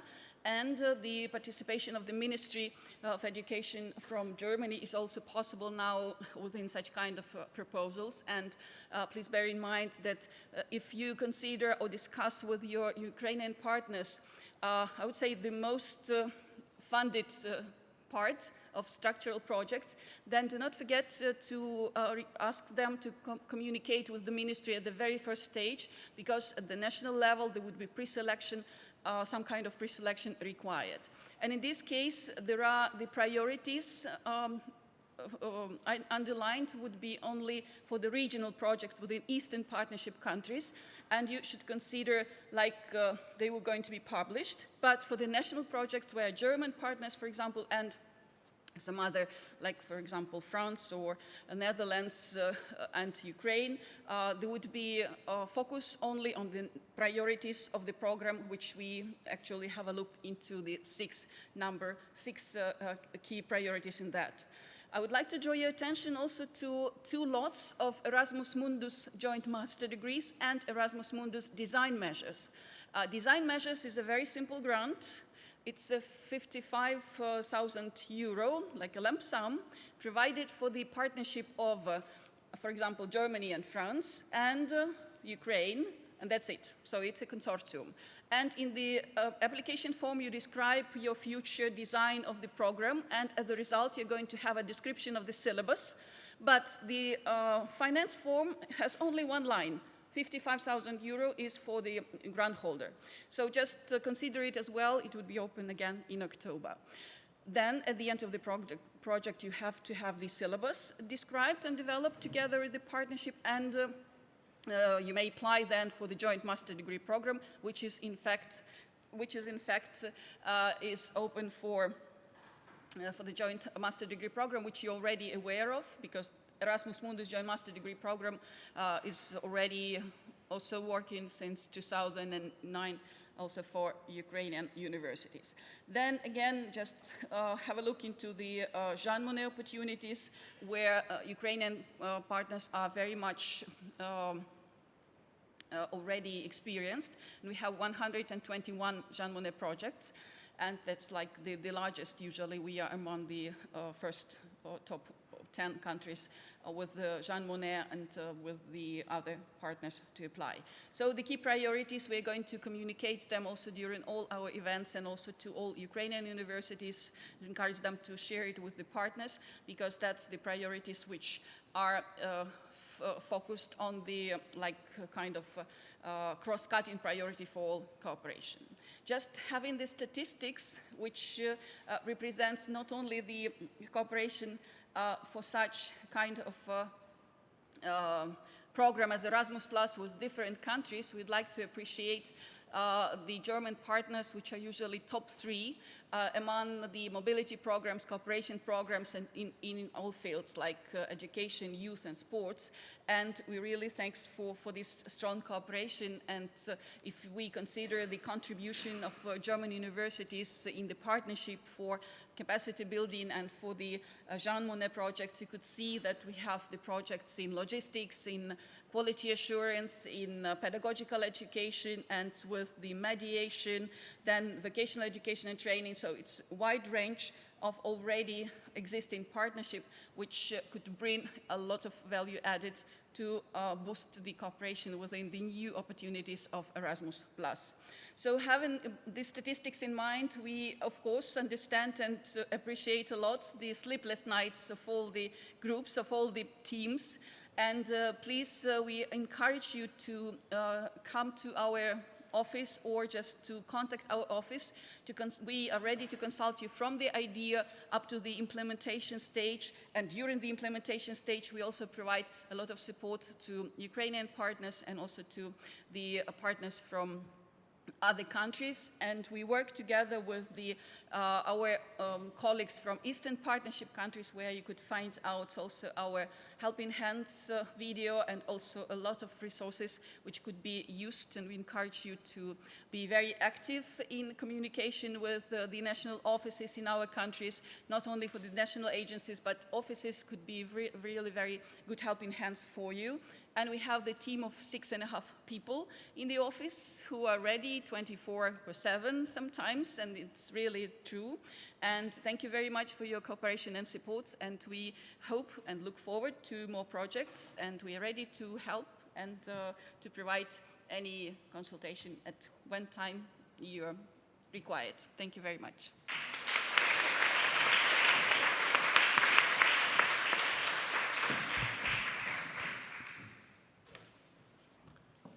Thank you for this very detailed presentation. Our last speaker online is Jana from the GIZ, die Deutsche Gesellschaft für internationale Zusammenarbeit. Thank you. Yes, thank you very much, colleagues. Can you hear me and see me?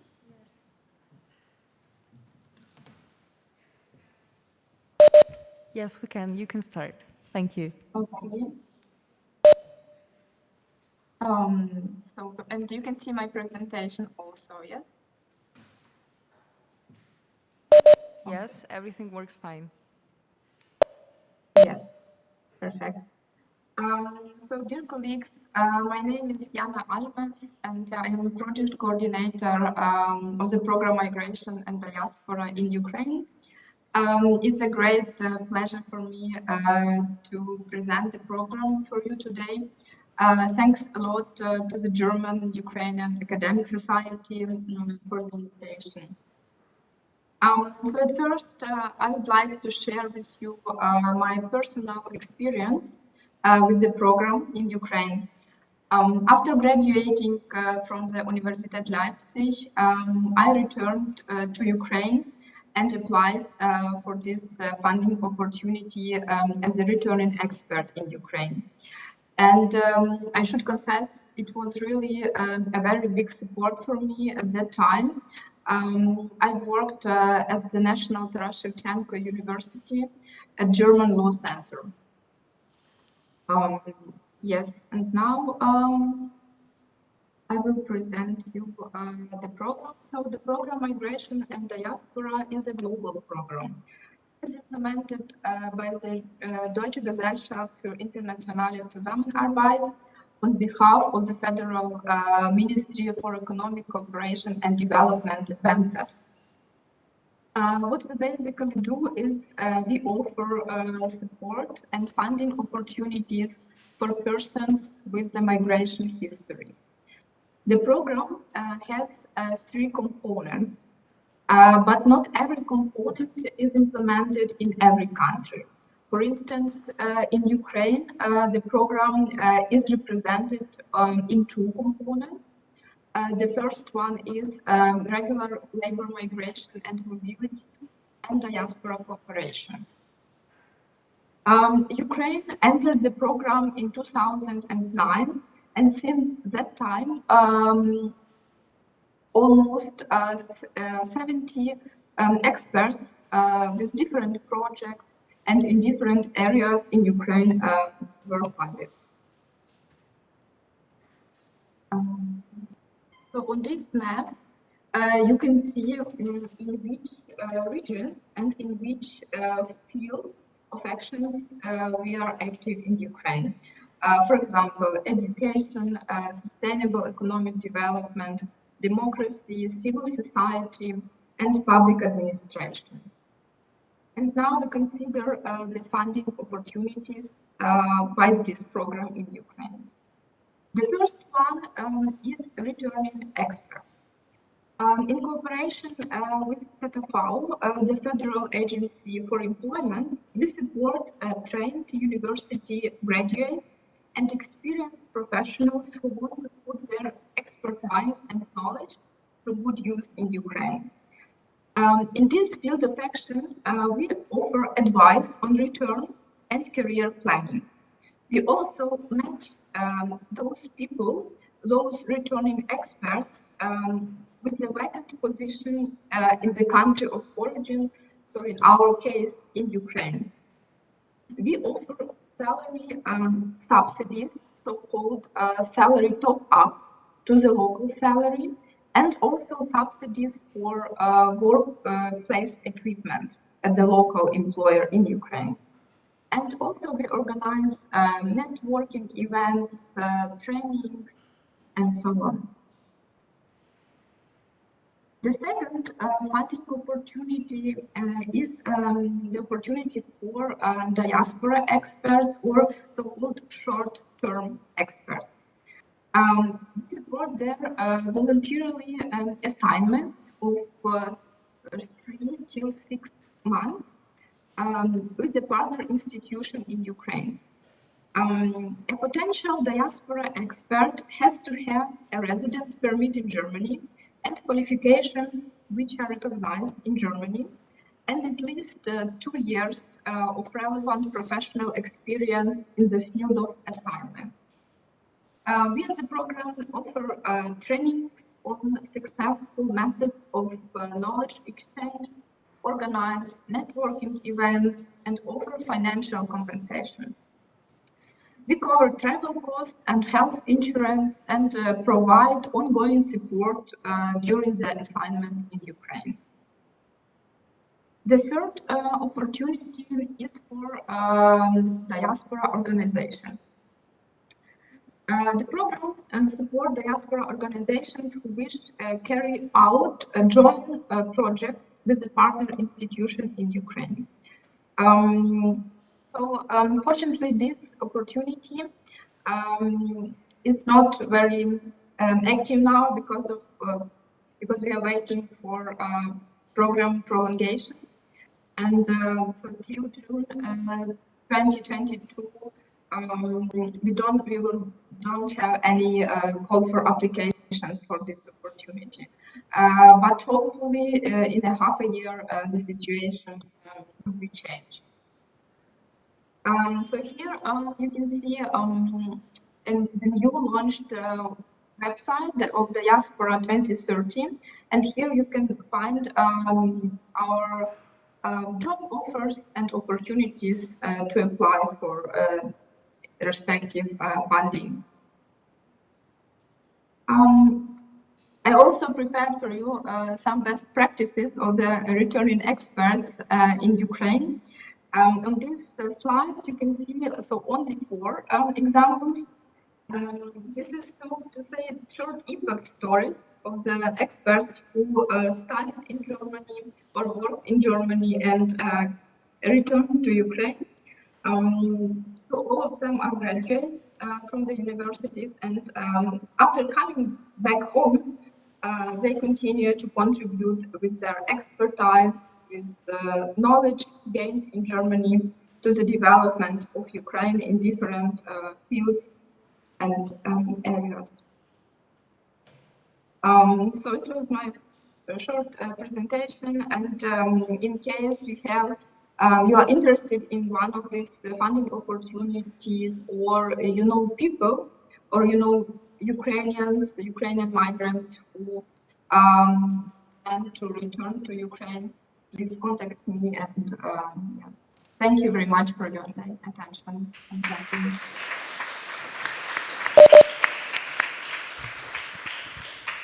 Thank you very much for the presentation. Now there is time left for questions. I think we will do it that way, that first you are asking your questions from the hall here, and at the same time Oksana is collecting the questions which are coming via chat. But first of all, questions. Are there any questions here from the hall? We have a microphone. Please say whom you are addressing to.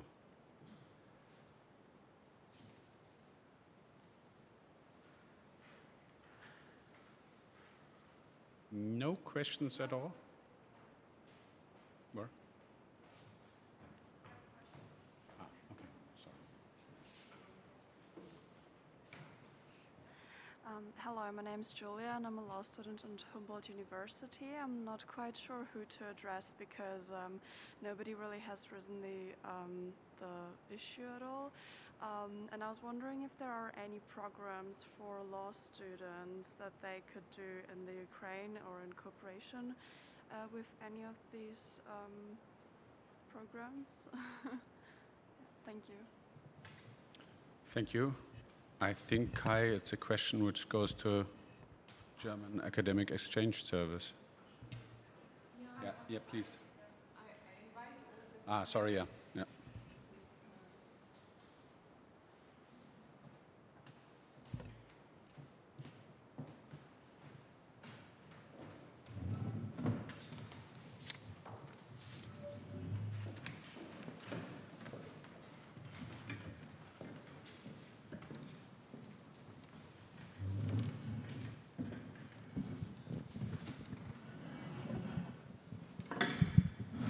So the first question was about possibility for law students, correct? Yeah. Yeah. Within DAAD, most of our programs are for students of all disciplines. So also for law students, if there's summer schools are open for all students, and also if you have an option to go to Ukraine to study for a semester or a year, it's always open also for law students.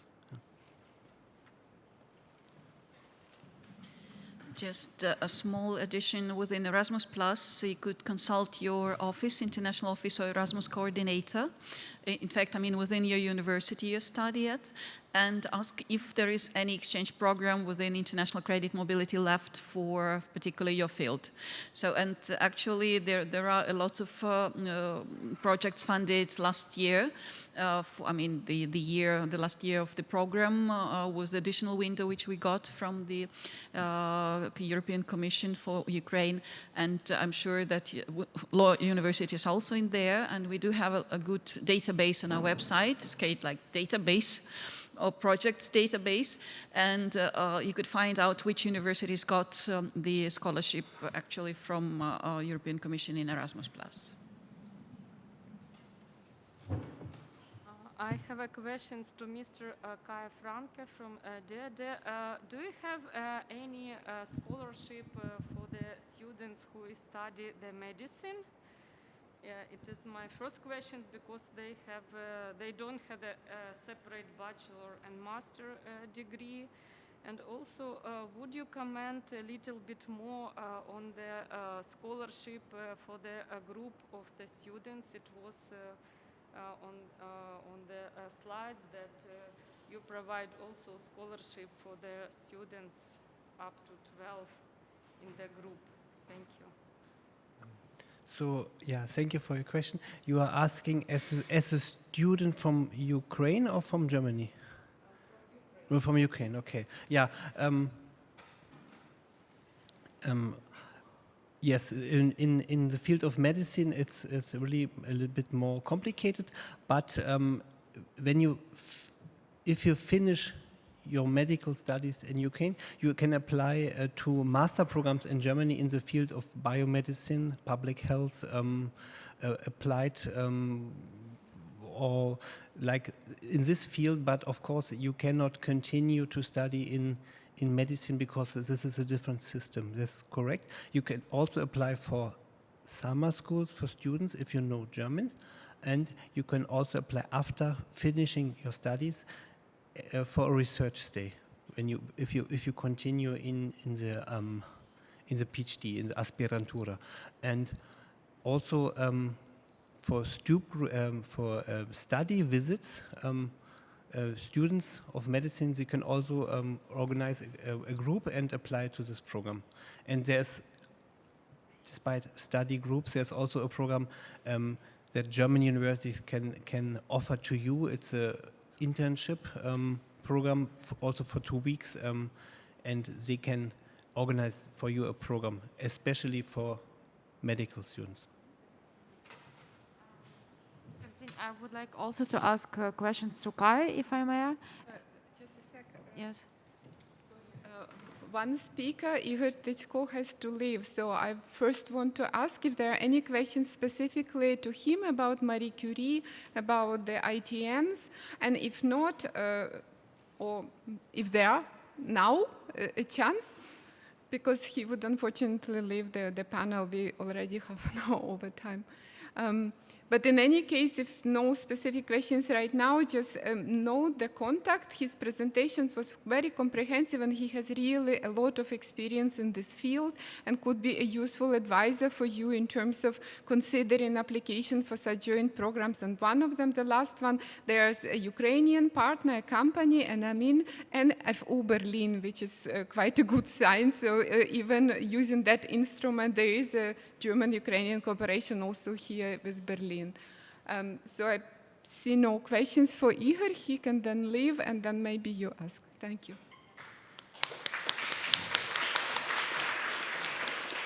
I just would like to thank everybody for organizing this excellent meeting, and it was my pleasure to participate here.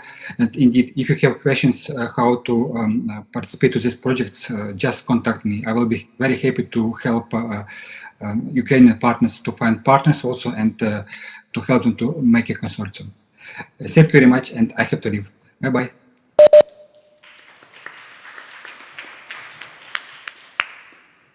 My question is to the DAAD representative, to Kai Franke. During the corona pandemic, we faced the situation, and me personally, that as a chemist, the laboratories were closed, and due to the limited capacity and hygienic measures, we couldn't work every day or every week. For example, we resolved this problem that we attend the laboratory every second week, so we couldn't do the synthesis and couldn't work normally, and many other problems. This led to the point where I want to ask, to the situation when the deadlines for the PhD thesis were, so there was not a possibility to complete PhD on time, and unfortunately no alternative was offered with an extension of the PhD scholarship from the DAAD regarding these special situations that happened. My question was, and would be, if there is any possible grant or some scholarship for PhD students that are in the past DAAD holders in order to complete their PhD thesis and some extra time for financing of the PhD time in Germany. I know it's a bit long and complicated, but just describe my situation, and I would be thankful if you could answer me, because this alternative I wasn't offered by DAAD, even though I asked my regional coordinator. Thank you very much. Thank you for your question. I have another question to you. Did you receive a full PhD scholarship from DAAD? Yes, I received full scholarship DAAD, and I had to, with an opportunity to defend in Germany. Because usually residents of full scholarships, they are allowed to apply for another half a year or 1 year. So this is, you have to, maybe you have to clear this with the corresponding colleague at DAAD in Bonn. Yeah. Any other questions from the hall here in presence? not, so you're going to... I'll ask because there was... Okay. So there was a question from the chat, specifically to Nino Chkoidze, about this course of excellence, if it is possible or is planned to publish the 12 awarded or selected projects. Of course. Thank you very much for your question. As soon as the projects will start, and they are supposed to start this year in November and December, we will publish the list of selected projects because at the moment we cannot do it due to data protection regulations. Yeah. Thank you so much. We are all very much looking forward. There's also a question now from me, a little bit to highlight, maybe stronger to Frau Großmann, about Forster Fellowships and Forster Research Award.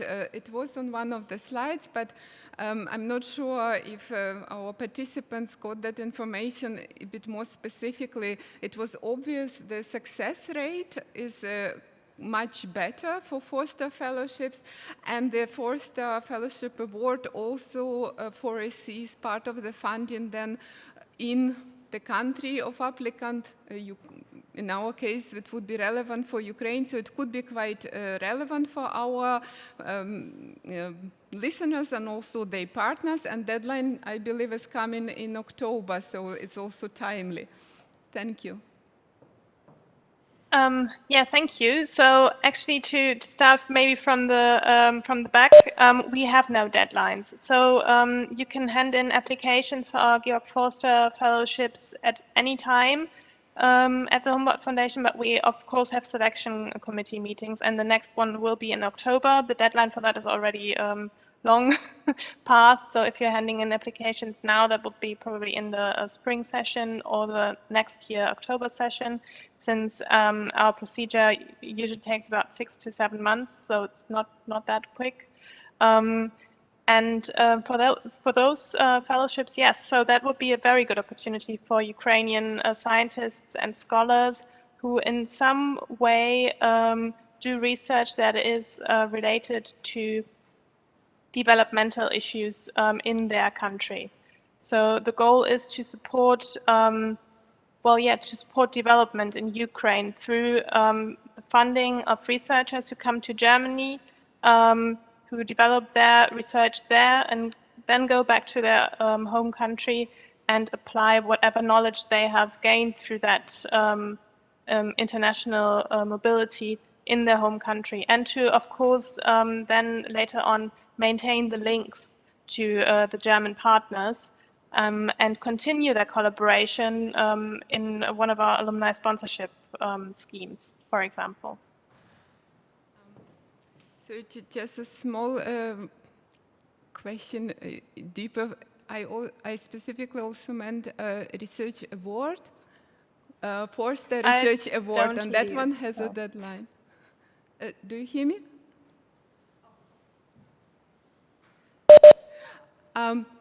I wanted you also to comment on Forster Research Award, because that one is for senior researchers. That one, to my knowledge, has a deadline, but it's also quite relevant in our context, I believe. Yeah, and it's by nomination only. So that is something that, especially if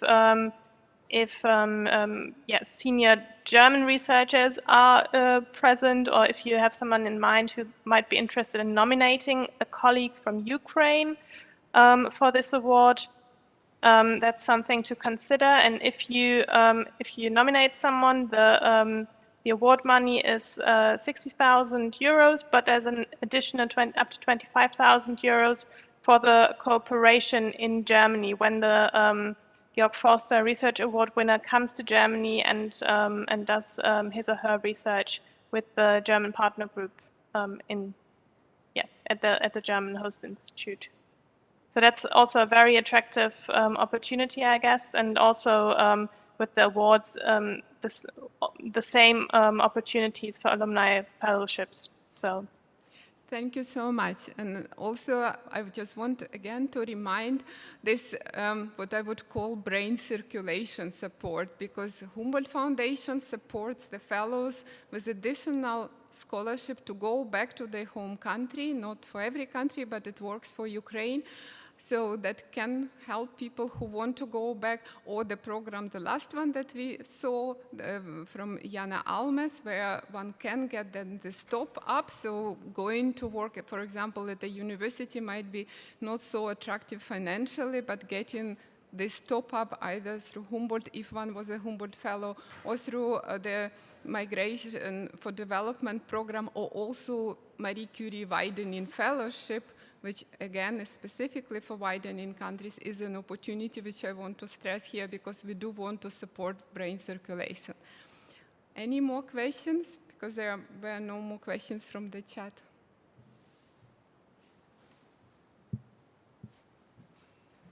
May I have a small comment, just if no questions? Just a small comment. I would like to thank the National Erasmus Plus Agency, DAAD, for the support of the students during the pandemic time, not students only, but also staff, and also each German university for the taking special care of the students during this coronavirus, because it was, you know, quite challenges for everybody. And from them, we got really very, very positive feedback that they've got, I think, that even more care than they expected during this time. And also a good synergy from all international organizations here who participated 2 days, and also the solidarity during this period of time. And please be aware that Ukrainian universities are already very good at writing the proposals, and they could write the whole proposal even though the German university could apply. In fact, the EHTA usually highlights the high quality of the proposals with the participation of Ukrainian universities. And also they are coordinating and performing a lot of work during the implementation of the program. So consider us as a reliable partners, and also as furthermore good partners also for business and for people-to-people contacts, and to develop all our countries to contribute to the really peace in this world. Thank you.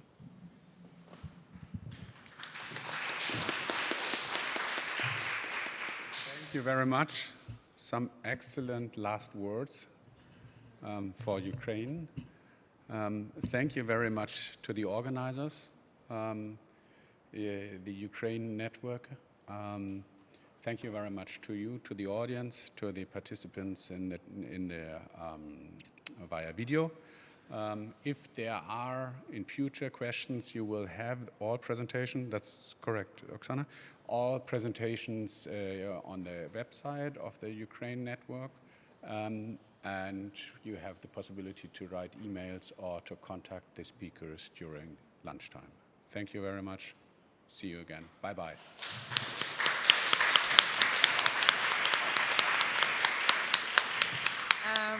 Before me and Oksana welcome you to the lunch, I know everyone's hungry. I want to express my biggest gratitude to the Deutsche Ukrainische Akademische Gesellschaft, to Professor Dr. Olga Garashuk, and especially to Dr. Oksana Seumenicht. May you put your hands together for her initiative.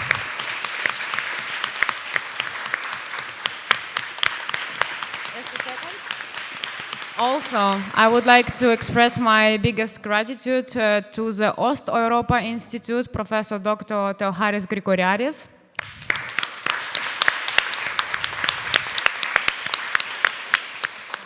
Osteuropa Institute is turning 70 years in October, so 70 years ago here in Dahlem-Dorf. It was founded here. You can reach the website and read more information about that. It's also 30 years of Ukrainian independence. I think we really celebrated these 2 days in Berlin, and I can't believe that this conference is about to finish. It was my big pleasure to organize, to co-organize it for you with Oksana, Osteuropa Institute of Freie Universität Berlin. I want to express the biggest gratitude to the our technical support, the CeDiS team. Let's give applause to the Wolfram Liebert and his team, who were taking care of the online stream and all the technical questions.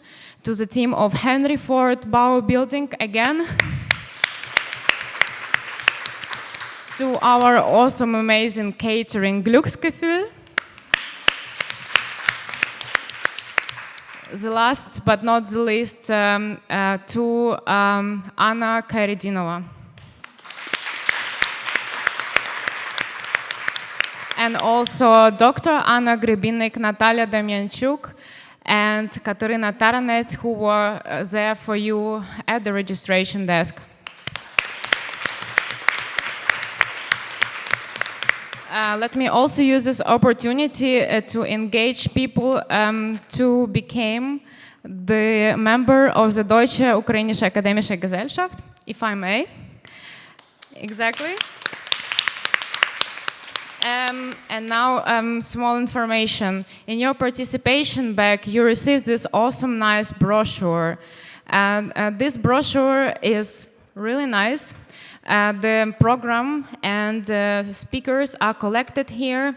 So in case you want to inform yourself about interesting program and funding opportunities, please check it out. The digital version of this brochure you can find at the site of the conference. And please know that we will also update the website with photos, with videos from the conference, and we'll send you all the links accordingly.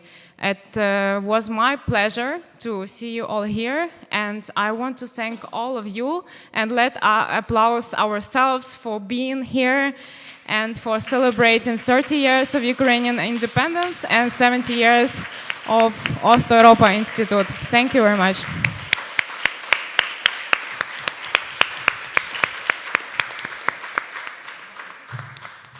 Also like to say thank you to Sofiya, who organized most of the things that happened here. Thank you very much for your support and coordination. Sofiya was our member here at the FU Berlin, and she knows inside out how this conference, with all the challenges, and she managed to keep her nerves and find the time, and sometimes it was tense, and we had a lot of also unexpected issue, but I'm really appreciating your contribution, even although your PhD was suffering, and this is also very valuable experience to be engaged in organization of such an event, and for us it was really a luck to have somebody like you who have taken all these organizational duties onto your shoulders, which we really appreciate. So.